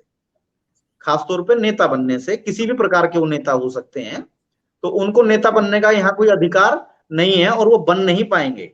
और ये हम युवक क्रांति दल की तरफ से वायदा करते हैं कि जो भी लोग अनट्रांसपेरेंट हैं, गैर पारदर्शी जो लोग हैं और जो लोग बिना भरोसे के हैं, जो तरह तरह की बातें करेंगे, जो स्टैंड रोज रोज बदलेंगे, या फिर जो लोग जवाब नहीं देंगे उनके ऊपर उठे हुए सवालों का, तो ख्याल रखना कि युवक क्रांति दल कोई संगठित संगठन नहीं है। इसमें तो व्यक्ति व्यक्ति खड़ा होगा और हर व्यक्ति व्यक्ति सवाल पूछेगा और युक्रांत का वो काम लगातार जारी रहेगा जो पिछले अनेकों वर्षों से चल रहा है। और सन 2008 में इसकी शुरुआत हुई थी, जब हमारे माध्यम से अगर हम बात करें तो। वैसे तो युवक क्रांति दल भगवान ने बनाया था 69 वगैरह में, वहां पे स्टार्ट किया था जबलपुर से उन्होंने, लेकिन हम इसमें शामिल हुए 2008 में। और हमने बड़ा सा प्रेम पत्र A3 साइज का इतना बड़ा, बहुत बड़ा लेटर बना के उस पर 16 बड़े बड़े सवाल आगे और पीछे पूरे भरा हुआ था, वो टाइप करके छाप के और सबको उसको सर्कुलेट करके चिट्ठियां सबके पास भेज दी थी, सभी सक्रिय लोगों के पास में। तो हम तो तब से युवक क्रांति दल करने में लगे हुए हैं। तो अभी उस क्रांति को करना बहुत लोग सीख गए हैं। तो जो भी गैर जिम्मेदार लोग हैं, जो भी गैर पारदर्शी लोग हैं, जो भी बिना भरोसे के लोग हैं, वो नेता बनने का ख्वाब छोड़ दें, क्योंकि सोशल मीडिया एक अजीब शक्ति सभी लोगों के हाथ में अब ये आ चुकी है। तो ये हम उन लोगों को थोड़ा आगाह और थोड़ा, मतलब जिसको बोलते हैं ना कि भाई पहले आपने बताया नहीं और आपने अचानक से हमला कर दिया, तो युद्ध के नियम के हिसाब से हम उनको चेतावनी देके चेता रहे हैं कि चेत जाइए, भरोसेमंद बन जाइए, पारदर्शी बन जाइए, जिम्मेदार बन जाइए, अपनी बात के लिए जिम्मेदारी उठाना सीखिए और खूब आराम से रहिए सोशल मीडिया में, नेता के बनिए। जो लोग जमीन पे नेता नहीं है वो आके बन सकते हैं आराम से। इसमें प्रेम वर्तन के लिए भी हम संबोधन कर रहे हैं, क्योंकि प्रेम वर्तन भी थोड़े से ऐसे ही है, बिना भरोसे के और स्टैंड बदलते रहते हैं अपने। तो फिर थोड़े ट्रांसपेरेंसी के साथ आना पड़ेगा, अपनी असली आईडी बना के आइए और अपनी पहचान को जाहिर कीजिए। मान लीजिए आपकी कोई संस्था का नाम है या किसी और आप नाम को रखते हैं, तो उसमें बताइए कि भाई इसके पीछे प्रेम वर्तन है, इसके पीछे फला व्यक्ति है। मतलब उसमें आके पीछे से वो नहीं कीजिए कहानियां। बिल्कुल। और जब हम लोगों का वो बन जाएगा सोशल मीडिया का प्लेटफॉर्म, तो उसमें सुविधा ये रहनी चाहिए, कुछ हम सजेशन एडवांस में दिए दे रहे हैं लोगों को, क्योंकि हो सकता है कि कुछ लोग सोचना शुरू करें आज से कि भाई हाँ कैसा हम ऐप बनाएं। तो उसमें प्रोफाइल लॉक करने की कोई सुविधा नहीं होनी चाहिए। रजनीशी दुनिया में आने का स्वागत ही ये है कि आप कोई चीज लोक नहीं रखेंगे, आप ओपन रखेंगे। हाँ, नकली लोग उसमें कोई नहीं आएंगे, वो उसकी व्यवस्था की जाएगी, लेकिन जब उसमें आप अपना अकाउंट बना लें तो वहां कुछ लोग नहीं रख सकते। आपको अपनी इंफॉर्मेशन ओपन डोमेन में रखनी होगी और सही वाली, और पोस्ट को हटाने की वहां सुविधा ना रखी जाए कोई भी, और उसमें ब्लॉक कोई किसी को ना कर पाए एक दूसरे को। अगर कोई किसी की बात से सहमत नहीं है तो उसको ब्लॉक ना कर पाए, ऐसी सुविधा होनी चाहिए। और कमेंट को कोई किसी के ना हटा पाए, और उठाए गए सवालों का जवाब देने की वहां सुविधा रहे। और अगर ज्यादा लोग सवालों का जवाब ना दें तो उनके अकाउंट पे कुछ प्रतिबंध वगैरह भी लगाए जाएं, ऐसा कुछ किया जाए, यानी कि उसमें कुछ जज्बा पैदा किया जाए। नहीं तो ये रजनीश की जो दुनिया कैसे बसेगी? हम लोग ये जो वर्चुअल दुनिया में सोच रहे हैं कि सबके लाखों लाखों फ्रेंड हो गए हैं और लाखों लाखों लोगों की दुनिया बसा ली है। अरे भैया, 50 लोगों की दुनिया बसाने के लिए भी आपको जीवन लगाना पड़ जाएगा असली दुनिया बसाने के लिए। तो असली दुनिया कब बसेगी? कम से कम जब हम वर्चुअल दुनिया में असली बिहेवियर में आएंगे, तब असली लोग ही मैदान में आएंगे और तभी वो आगे असली दुनिया बनाने में सक्षम हो पाएंगे। तो इस सुविधा का लाभ असलियत में तभी मिल पाएगा। अभी तो हम लोग सोशल मीडिया की कंपनियों के लिए केवल एक ग्राहक बने हुए हैं और आगे कुछ बात नहीं है।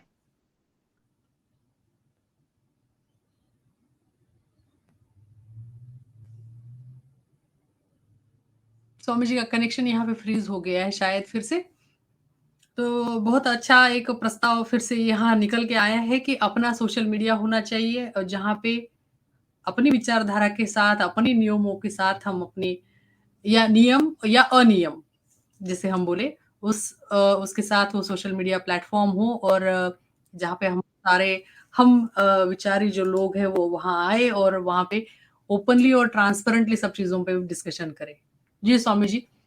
जी, तो जब अपना सोशल मीडिया होगा तो उसमें ब्लू टिक वगैरह भी सबके ऑन रहेंगे, ताकि पता चले कि किसने मैसेज पढ़ लिया है, किसने नहीं पढ़ा है, वगैरह वगैरह। और आम में बैठ के बात करने की भी वहां सुविधा लोगों की रखी जाए, जैसे हम लोग आपस में यहाँ बात कर रहे हैं, तो ऐसे ही वहां सुविधा होनी चाहिए। ऐसा भी उसका ख्याल सब लोग अपने मन में लें। प्रेमवर्तन या स्वामी मोक्ष का पिछली बार हमने जिक्र किया था कि ये लोग इसकी जिम्मेदारी ले सकते हैं, चूंकि ये बढ़ चढ़ के बड़ा आंदोलन करने की बात कर रहे हैं और कर भी रहे हैं, और करना भी चाहिए इनको। या जी और लोग भी सोचना चाहें तो उनके लिए सोच रहे हैं कि हम बिंदु दे रहे हैं कि कैसा उसका स्वरूप होना चाहिए जिससे वो रजनीशी लगे। वो ऐसा ना लगे ये बस पैसा कमाने वाली है, कंपनी ने एक वेबसाइट बना दी है और ये पीछे से बैठ के उस पैसा बनाने के लिए आप लोगों के टाइम का यूज कर रहे हैं केवल। तो उसमें आमने सामने बैठ बैठ के बात करने की सुविधा होनी चाहिए, नियमावली के साथ बात होनी चाहिए। बात केवल तभी हो सकती है जब थोड़े से नियम बना के हम लोग बात करेंगे। अगर बिना नियम के बात करेंगे तो बात होना वाकई में ही मुश्किल है। अगर कोई भी डिफरेंस आ जाएगा तो उसको नियम के बिना सुलझाना बहुत ही मुश्किल काम है। और वीडियो डिबेट की भी उसमें सुविधा होनी चाहिए आमने सामने बैठ के। और वीडियो कमेंट पे जो सवाल जवाब आते हैं उनके जवाब भी देना चाहिए। जो भी जिम्मेदार लोग हैं उनको अपने अगले प्रोग्राम्स में जो पिछले प्रोग्राम के सवाल हों तो उनको लेना चाहिए। उदाहरण के लिए जैसे कि हम लोग करते ही हैं युवक क्रांति दल में, अभी जो बीएसआर युक्रांत में हम लोग परंपरा लेके चल रहे हैं कि जो भी कमेंट आते हैं उनको एड्रेस करना चाहिए कि भाई नहीं तो फिर डायलॉग कैसे होगा, आपका संवाद कैसे होगा। तो कंपनियों के मोहरे ना बने, कंपनियों की सुविधा का लाभ लें, और अगर इन सब नियमों को यहाँ रह के भी कोई पालन करता है तो वो अभी से और बहुत ही बढ़िया एक रजनीशी विचारधारा के पनपाने के लिए एक अच्छी बात होगी। तो इतनी देर हमने जल्दी जल्दी बात कहने का इसलिए प्रयास किया कि बार बार इंटरनेट भी कट रहा था। हालांकि माँ ने बीच बीच में बात को अच्छे से जोड़ दिया है। और कोई माँ कोई बात हो तो बताइए इसमें, चूंकि आपकी बात बीच बीच में हमको रोकनी पड़ी। हमको ये प्रेशर था कि इंटरनेट का कनेक्शन ना कर समझ में आ गया था मुझे वो। जी नहीं माँ। स्वामी जी, हमने बहुत डिटेल में बात की है इस विषय को लेके, सोशल मीडिया को लेके, और सभी दर्शकों से ये हमारा फिर से एक निवेदन है कि हम सभी लोग वह क्षमता रखते हैं जो भगवान ने रजनीशपुरम स्थापित करके जो दिखाया था, वो क्षमता हम सभी सन्यासियों में है। हम सभी की वो ऊर्जा है, इसीलिए हम भगवान के साथ जुड़ गए हैं। तो ये अन्यथा के जो कामों में हम फंसे हैं, इसमें से निकले, कुछ क्रिएटिविटी का काम करें। पहली और ये जो अभी संवाद की बजाय जो विवाद बढ़ गया है, जो हम देखते हैं, और सभी लोग इससे बहुत परेशान है कि एक ही इंसान है और 100 से 200 व्हाट्सएप ग्रुप्स में अटका हुआ है। वही मैसेज वो 100 ग्रुपों में पढ़ रहा है और वही प्रवचन 100 ग्रुपों में आता है, या वही एक नग्न महिला की तस्वीर, उसके ऊपर कैसे काम सूत्र की या तंत्र के शिविरों की बात आती है, और उसके ऊपर भी हमको स्वामी जी एक सेशन करना पड़ेगा। तो ये जो है ना, ये जो इंफॉर्मेशन ओवरडोज जो हो रहा है, इससे भी काफी सन्यासी व्यथित है, हताश है, ग्रुप छोड़ रहे हैं, और उनको काफी लोगों को समझ में आ रहा है, लेकिन उनको उनको संवाद भी बनाए रखना है। तो इस सब का जो इस प्रश्न का एक जो डिटेल डिस्कशन आज हमने जो स्वामी जी के साथ मिलकर किया, इसमें से वही बात वापस फिर से निकल के आई है कि हमें अपना सोशल मीडिया चाहिए। सोशल मीडिया कहने के वो जगह हम बोलेंगे इसको हमारा अपना रजनीश मीडिया चाहिए। हमें अपना ऐप चाहिए, हमें वह स्वतंत्रता के साथ चाहिए, किसी बिना रोक-टोक के चाहिए, बिना किसी झूठे सम्मानों के पर्दों के पीछे रह के बात, बिना किसी झूठी गरिमा की बात किए हुए ओपननेस का एक हमें वहाँ पे प्लेटफ़ॉर्म चाहिए। और उस प्लेटफ़ॉर्म को बनाने के लिए जो एक आह्वान हम यहाँ से कर रहे हैं, तो सभी और जो क्षमता रखते हैं और जिनका भी नाम स्वामी जी ने लिया है, प्रेम पूर्णा स्वामी है, वर्तन है, मोक्ष है, ये सभी की यह क्षमता है। जिनके नाम नहीं लिए उनकी भी यह क्षमता है। तो क्रिएटिविटी के इस काम में आप सभी का हम फिर से आह्वान करते हैं, जुड़िए, और यहाँ पे कोई भी छोटा या बड़ा नहीं है, हर एक की जो है वो क्षमता और उसका जो कंट्रीब्यूशन है वो अतुलनीय रहेगा। बिल्कुल स्वामी जी, है ना? तो इस वाक्य के साथ स्वामी जी, अगर आपको और कुछ नहीं कहना होगा तो आज के इस संवाद का हम यहाँ पे आज पूर्ण करना चाहेंगे इस संवाद को। जी माँ, धन्यवाद, बिल्कुल धन्यवाद। समय भी काफी हो गया है और जी।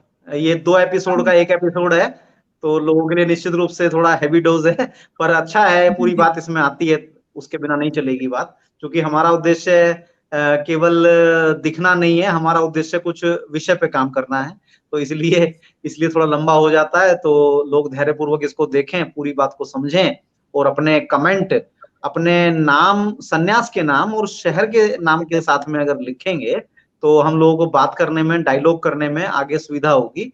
और बीएसआर युक्रांद ऐसे सभी विषय, जिन विषयों में रजनीशी दुनिया उलझ सकती है या उलझी हुई है, तो उनको सुलझाने का हम भरसक प्रयास अपना आगे पीछे करते रहें। और ये भगवान श्री रजनीश कम्यून अनुसंधान गुरुकुल की ओर से ये काम लगातार जारी रहेगा। और बीएसआर युक्रांद का जो काम माँ ने संभाला है, तो ये बहुत जिम्मेदारी का काम है जो माँ संभालती हैं, तो ये सब हम लोग करते रहेंगे। तो इसी के साथ जय भगवान, जय युक्रांद, सभी आप आनंद से रहें। सभी का धन्यवाद। धन्यवाद सभी, बहुत बहुत धन्यवाद सभी को, बहुत साधुवाद। फिर मिलते हैं अगले भाग में। प्रणाम।